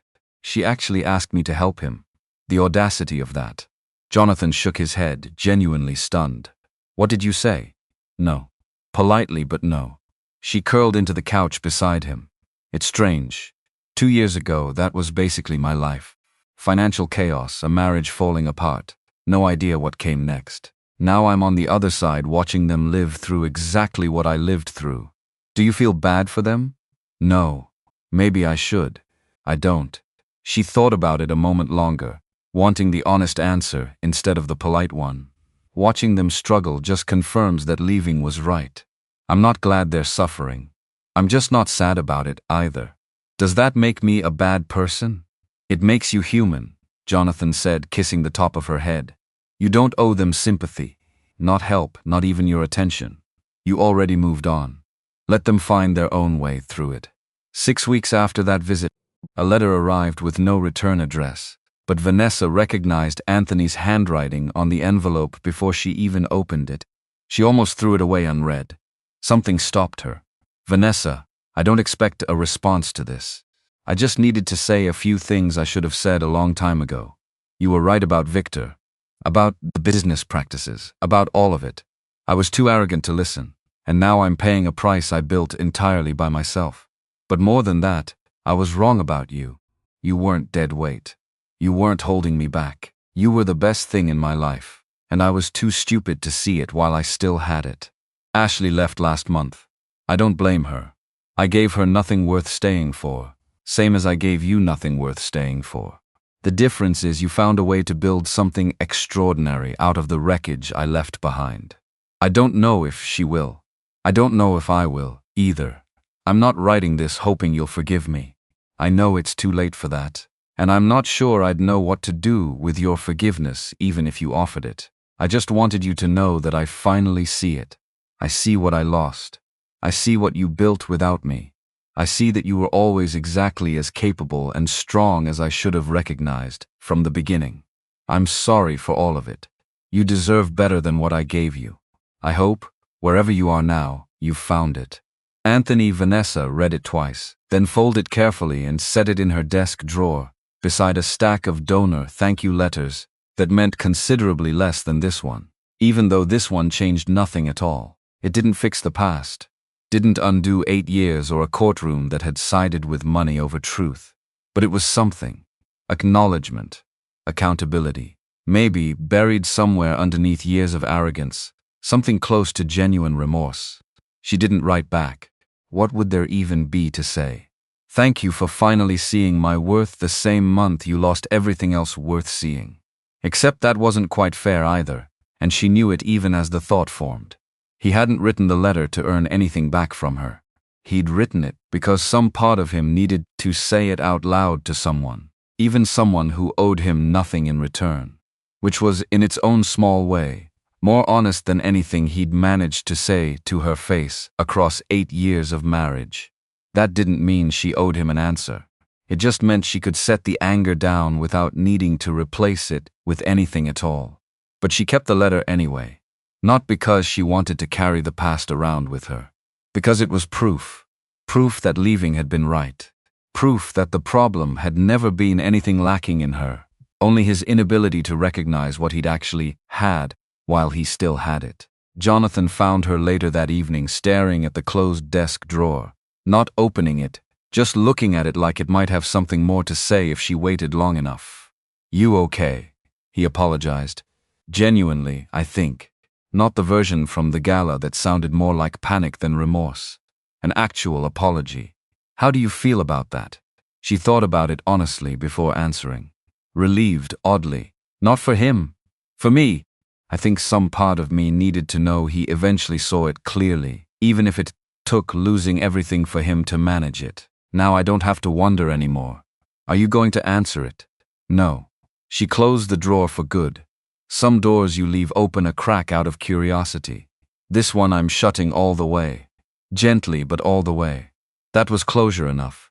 She didn't need more than that. Somewhere around the 6-month mark of her pregnancy, a different kind of fear started showing up uninvited, one that had nothing to do with Anthony or headlines or donor confidence at all.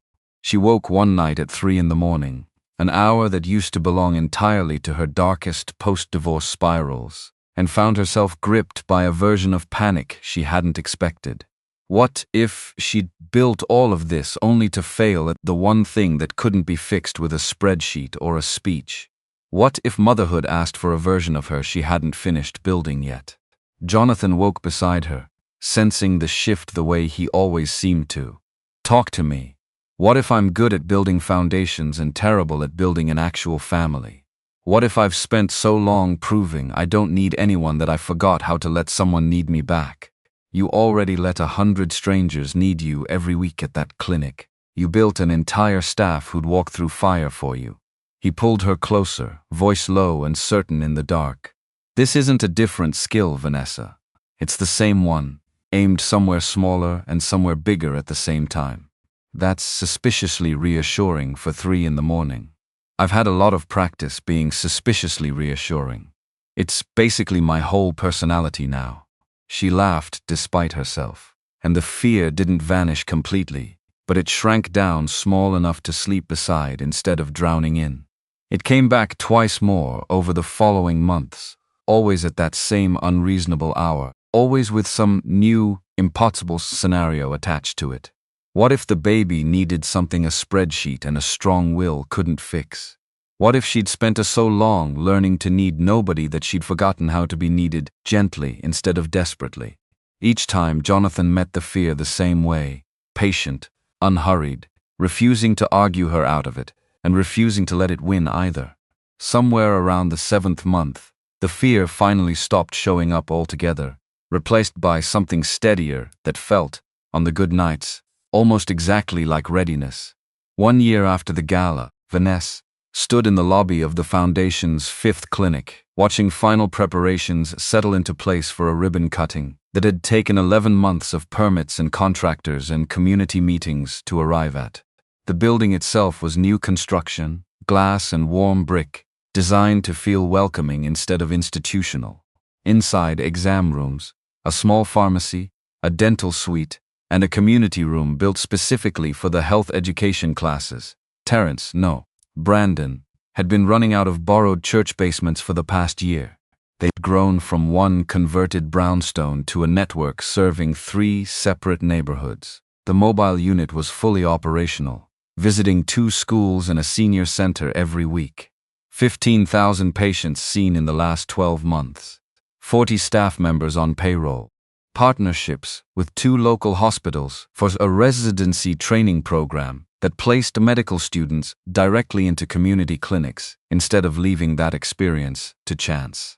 The mobile unit's first morning, out, back in early autumn, had nearly ended before it started. A transmission problem on the retrofitted van that James swore he could diagnose himself, and definitely could not. Vanessa remembered standing in the parking lot at 6 a.m., watching Brandon call 3 different mechanics, while a line of parents with kids already started forming on the walk, none of them aware the entire operation was currently balanced on a prayer and a borrowed tow truck. It got fixed in time. Everything, it turned out, usually did if enough people refused to let it fail. "You look proud," Jonathan said, arriving beside her after finishing a conversation with early donors near the entrance. "I am proud." She rested a hand on her stomach, where their daughter had spent the entire morning, making her presence unmistakably known. "We built something real. You built something real. I just cheered from the sidelines. You did more than cheer, but I'll allow the compliment." She leaned against him, grateful for his steadiness. 6 months pregnant meant exhaustion arrived faster than it used to, and today had already been long before the ceremony even started. The event was scheduled for 10. By 9:30 the lobby had filled. Donors and staff and community members and local officials and press packed into every available corner. Harold would cut the ribbon himself, lending the moment whatever additional weight his presence carried. He found Vanessa a few minutes before the ceremony started, hands clasped behind his back, the way he stood for photographs he hadn't quite settled into yet. "You remember what I told you a year ago? About rooms where the safe answer wins. I remember every word of it. I won re-election by 11 points, wider margin than my last 2 campaigns combined." He allowed himself the smallest satisfied smile. "Turns out the voters in this state have better instincts than half my consultants ever gave them credit for. I never doubted you'd be fine. I doubted it plenty, the week before Saturday. I just decided fine wasn't the thing worth optimizing for anymore." He squeezed her shoulder once, brief and warm. "Go make today count. I've got a ribbon to cut. Would you treat them with kindness?" Dr. Harris was deep in conversation with one cluster of medical students near the pharmacy window. Michelle and James were giving a walkthrough to a group of reporters. Donna managed the crowd with her usual quiet efficiency. Brandon talked outreach strategy with 2 community pastors who'd become unexpected allies over the last year. Would you treat them with kindness? Near the intake desk, wearing scrubs instead of a borrowed gala dress, Angela was training a brand new volunteer on the check-in system, confident in a way that would have looked impossible on the 19-year-old who'd walked in coughing 18 months earlier. Would you treat them with kindness? She'd finished her first year of the nursing program in the spring and taken a part-time position at the clinic for the summer before her fall semester started. Cynthia stood near the door with a small bouquet she'd clearly picked up on the way, waiting for a lull in the crowd before she finally caught Vanessa's eye and crossed the room. "I wasn't going to make a speech out of this," Cynthia said, pressing the flowers into her hands, "but I promoted to charge nurse at the nursing home last month. First raise I've had in 6 years. Wanted you to be one of the first to know, since none of it happens without that $20 you let slide 18 months ago. You did that, not me. Maybe. But you're the reason there was a door to walk through in the first place." Cynthia squeezed her hand once and stepped back into the crowd, leaving Vanessa holding flowers she hadn't expected, and blinking back something she refused to let turn into actual tears before the ribbon cutting even started. "You hired her," Vanessa said, catching Donna's eye across the room. "She applied like everyone else. I just happened to already know she was the best candidate in the stack." Donna allowed herself a small, satisfied smile. Some things come back around if you build the door wide enough. Near the back of the crowd, leaning on a cane he clearly still resented needing, Willie Duncan had come dressed in his Sunday best for an event that wasn't remotely a Sunday, flanked by 2 grandchildren, who kept tugging at his sleeve toward the refreshment table. "Wouldn't miss it," he said, when Vanessa made her way over to greet him. "Told these 2 they're only here because a Tuesday screening kept their granddad walking around long enough to embarrass them at family functions a while longer. How's the heart treating you these days? Ticking along stubborn, same as me." He grinned, gap-toothed and genuine. "You keep opening doors like this one, and this whole city's going to run out of excuses for dying young."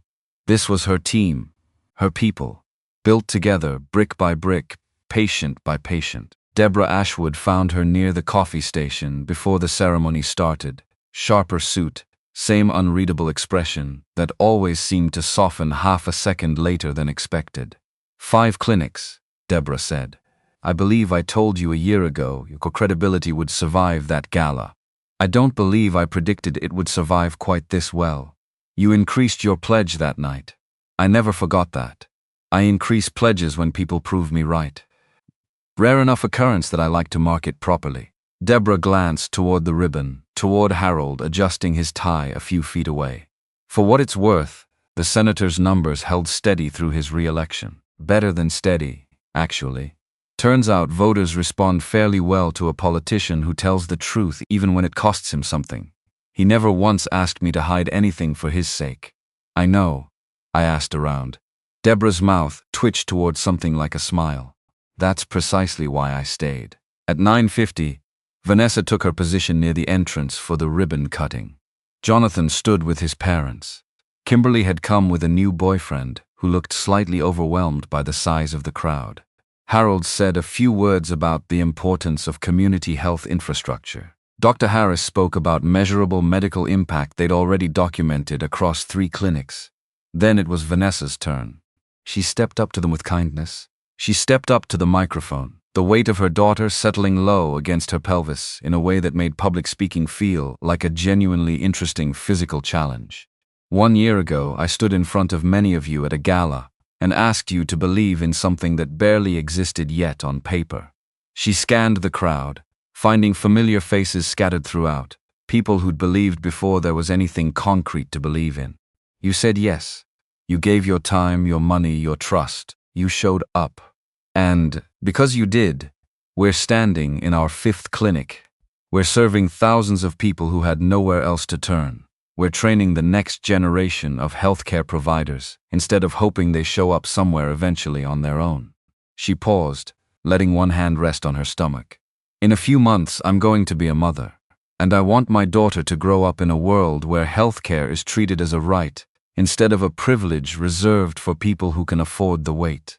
Where being sick doesn't mean choosing between treatment and rent. That's the world we're building here, one patient at a time, one Tuesday at a time, whether anybody's watching or not."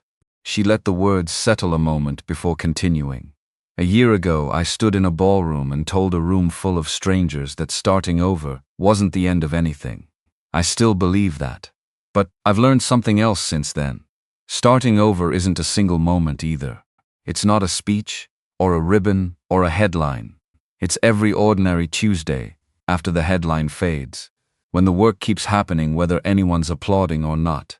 That's the part nobody tells you about. That's also the part that actually matters." The crowd applauded. Harold took his position beside the ribbon with the ceremonial scissors. Vanessa and Jonathan joined him, along with Dr. Harris and 2 board members who'd been with the foundation since its earliest, smallest days. On behalf of this city, Harold said, "I'm honored to declare this facility officially open." The scissors cut clean through the ribbon. The room erupted. Cameras caught the moment from a dozen angles at once. They gave a brief tour to the press, showing off exam rooms and equipment still smelling faintly of fresh paint. Afterward, Vanessa excused herself for a quiet moment, her back aching and her daughter apparently determined to practice gymnastics through the entire remaining afternoon. She found an empty office and sat, grateful for the silence. Would you treat them with kindness? Through the window she watched ordinary people move along the street outside, some of them destined to walk through these doors eventually, seeking care they'd finally have somewhere real to find.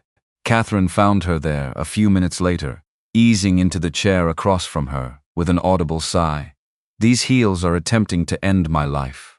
I don't know how you're managing all this pregnant. I have a plan to burn every pair I own the week after she's born. Catherine laughed. I did the exact same thing after Kimberly. Harold found me in the backyard with a lighter and had to talk me down. That's not remotely comforting. It's supposed to be a warning, not comfort.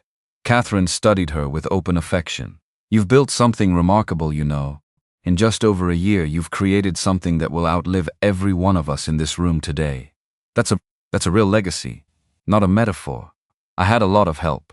Stop deflecting. You had support, yes, but the vision was yours. The stubbornness to keep going through every obstacle was yours.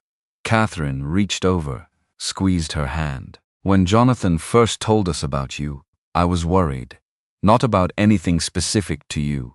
Just because my son had been burned before by women who wanted access more than they wanted him. I was afraid you might be another version of that. I understand why. But you weren't. You never once used his name for your own gain. You built this on your own merit, and you made my son happier than I've ever seen him in his entire life. Catherine's eyes went bright. I'm just enormously proud of you. Can I tell you something I've never said out loud? Always. Some days I still wait for someone to tell me I don't actually belong in rooms like the one downstairs. That eventually somebody's going to figure out I'm still just the woman from that bus stop, and none of this was ever really mine to keep. Catherine's expression softened into something fierce and maternal all at once. That voice doesn't belong to you, Vanessa. It belongs to a man who spent 8 years trying to convince you of something false because your worth threatened whatever small thing he was protecting in himself. You get to stop carrying his voice around whenever you're ready. Today would be a fine day to start. Vanessa felt her own eyes sting. Thank you. That means more than you know. Come on, let's get back out there. Before people start speculating, you've gone into labor at your own ribbon cutting. They returned to the lobby, where the crowd had begun thinning toward early afternoon. Jonathan was explaining the foundation's model to a reporter, gesturing toward how the framework could theoretically replicate in other cities. He caught Vanessa's eye across the room and smiled, and she felt a rush of love so complete it nearly stole her breath. She thought about where she'd been 18 months earlier, a tiny apartment, wondering if she'd ever feel whole again. Volunteering at a hospital because it was the only place she still felt useful. Starting over from absolutely nothing. No clear path forward. No reason to believe any of this was possible. If someone had told her then that she'd end up here, married into a family that treated her like she belonged, running a foundation that had genuinely changed a city's relationship with healthcare, pregnant with a daughter she already loved fiercely, she wouldn't have believed a single word of it. The crowd was dispersing steadily now. Vanessa noticed a familiar face near the back of the room, a man in a simple jacket holding a press badge and a small notebook. It took her a moment to place him, mostly because the context made no sense at first glance. Anthony. He looked different. Thinner still, older around the eyes. The arrogance that used to define every gesture he made, now replaced with something quieter. Something closer to humility that had never once been available to him when he had money to hide behind. He was covering the event for a small local outlet, his name listed on the press credential list but buried among enough other names that she hadn't caught it until now. Their eyes met across the room. He gave a small nod, not friendly, not hostile, just quiet acknowledgement between two people who used to know each other completely. Vanessa nodded back, equally neutral, equally still. Then he turned and left, just another reporter filing a story on deadline. She felt nothing watching him go. No anger, no satisfaction. no lingering ache of any kind. He was simply someone she used to know, someone who'd belonged to a chapter of her life that had closed definitively enough that even seeing him in person no longer reopened it. Outside, in the parking lot, Anthony sat in his car for a moment. Before starting the engine, notebook open on the passenger seat, half a paragraph with kindness, half a graph scribbled about ribbon-cutting attendance numbers he'd need for the piece due by 6. He thought about the version of himself who used to walk into rooms like that one assuming he belonged at the center of them. He thought about watching Vanessa speak today, steady, unhurried, a hand resting on a stomach that carried proof of a life he'd never get to be part of, not even peripherally, not even as a footnote. It didn't hurt the way he expected it to. That surprised him more than anything else about the whole morning. Somewhere in the last year, watching one door after another close permanently, he'd stopped expecting anything from her at all, and the absence of expectation had turned out to feel almost like peace. He started the car, pulled out of the lot, and drove to the next assignment on his list, a school board meeting scheduled for noon. Small stories now, local ones. Stories that didn't require anyone to pretend to be more than they actually were. For the first time in longer than he could accurately measure, that felt like enough. Jonathan appeared at her side a moment later. Was that? Yes, you okay? I'm perfect. And this time, unlike the ballroom, a year earlier, there was nothing complicated hiding underneath the word. She felt lighter, like the last thin thread still connecting her to that particular chapter of her past had finally, quietly, snapped. Would you treat them with kindness? They stood together watching people file out of the building, community members excited to finally have a resource in their neighborhood, donors satisfied with the visible return on their investment, staff proud of what they'd all built with their own hands over the course of a genuinely difficult year. Ready to go home? Jonathan asked eventually. More than ready. My feet are staging a formal protest, and your daughter's using my ribs as a personal drum kit. They said their goodbyes and made their way to the car. As they drove through streets, Vanessa had once walked completely alone, broken, uncertain whether she'd ever feel like herself again. She noticed how different those same streets looked now. Familiar, but transformed, like she was finally seeing them clearly, instead of through the fog she used to carry everywhere she went. She thought about the woman she used to be, the one who let another person define her entire worth, who gave up her own dreams to fit someone else's idea of what she should become, who half believed the lie that she simply wasn't enough on her own. That woman was gone completely. In her place stood some with kindness. Someone steadier. Someone who knew her own value without needing anyone else to confirm it. Someone who had survived something built specifically to break her and come out stronger on the other side of it. She thought, too, about Cynthia's flowers still sitting in a cup of water, back at the office. About Angela training a new volunteer on a system she used to be too intimidated to even ask about Willie Duncan's grandchildren, who still had a grandfather because a Tuesday screening cost nothing but showing up. None of that made the front page today. None of it needed to. Some of the truest work a person did in a lifetime never made the front page at all, and she'd stopped needing it to. What are you thinking about? Jonathan asked, glancing over at a red light. How far we've come. How much has actually changed. Any regrets? She considered the question honestly instead of reaching for something easy. The pain of the divorce, the public humiliation, the exhausting climb of rebuilding from absolutely nothing. No, she said finally, not one thing. Everything that happened brought me here. To you, to this work, to this exact life. I wouldn't trade a single piece of it. Even the mud. Vanessa laughed, surprising herself with how easily it came now. Especially the mud. That was the moment I decided I was done hiding. Done being ashamed. Done letting my past write the ending to my future. Jonathan reached over and took her hand. I love you. I love you too. They drove the rest of the way home in comfortable silence. Inside, Vanessa kicked off her shoes and collapsed onto the couch with a grateful sigh, and Jonathan brought her water without being asked, elevating her feet with more fuss than the situation strictly required. I'm fine. The baby's fine. We're all completely fine. I know. I just like taking care of you.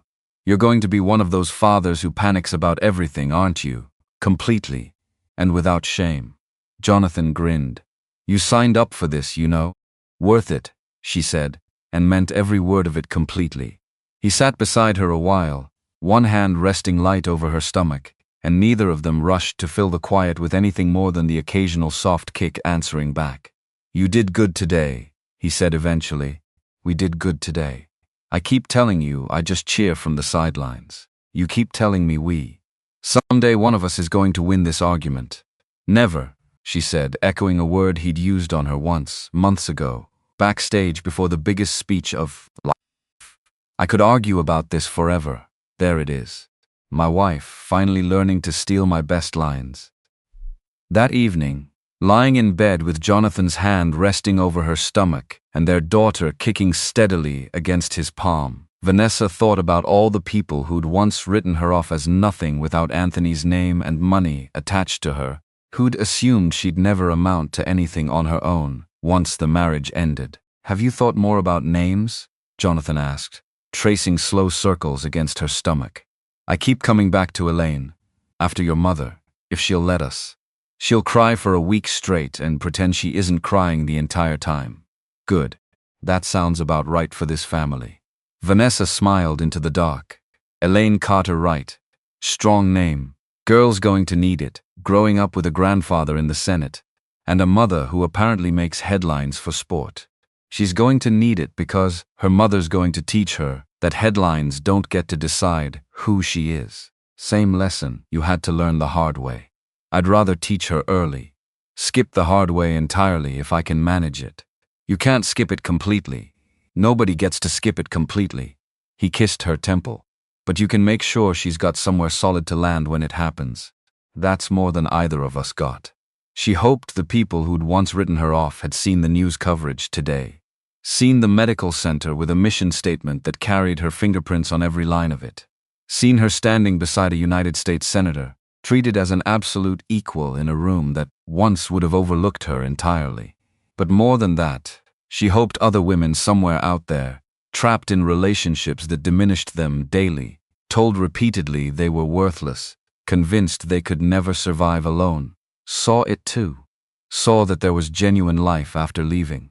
Saw that starting completely over was actually possible, not just a phrase people used to comfort themselves. Saw that their worth was never determined by who they married, how much money surrounded them, or what anyone else decided to believe about them. She hoped they saw it, and found whatever courage they needed to take that first terrifying step towards something better, because on the other side of that fear waited a life genuinely worth living. A life built entirely on your own terms. A life that belonged completely, authentically, permanently to you, and nobody else. Would you treat them with kindness? Somewhere down the hall, she could hear Jonathan finally drifting off, his breathing slowing into the steady rhythm she'd learned by heart over the last year and a half. She stayed awake a while longer, one hand resting beside his, over the small insistent movements of the daughter who would grow up never once needing to wonder whether her mother's worth had required anyone else's permission to exist. That, more than the clinics, more than the headlines, more than any number on any donor board, felt like the truest thing she'd built. Vanessa had found that life. It turned out to be better than anything she'd ever let herself imagine.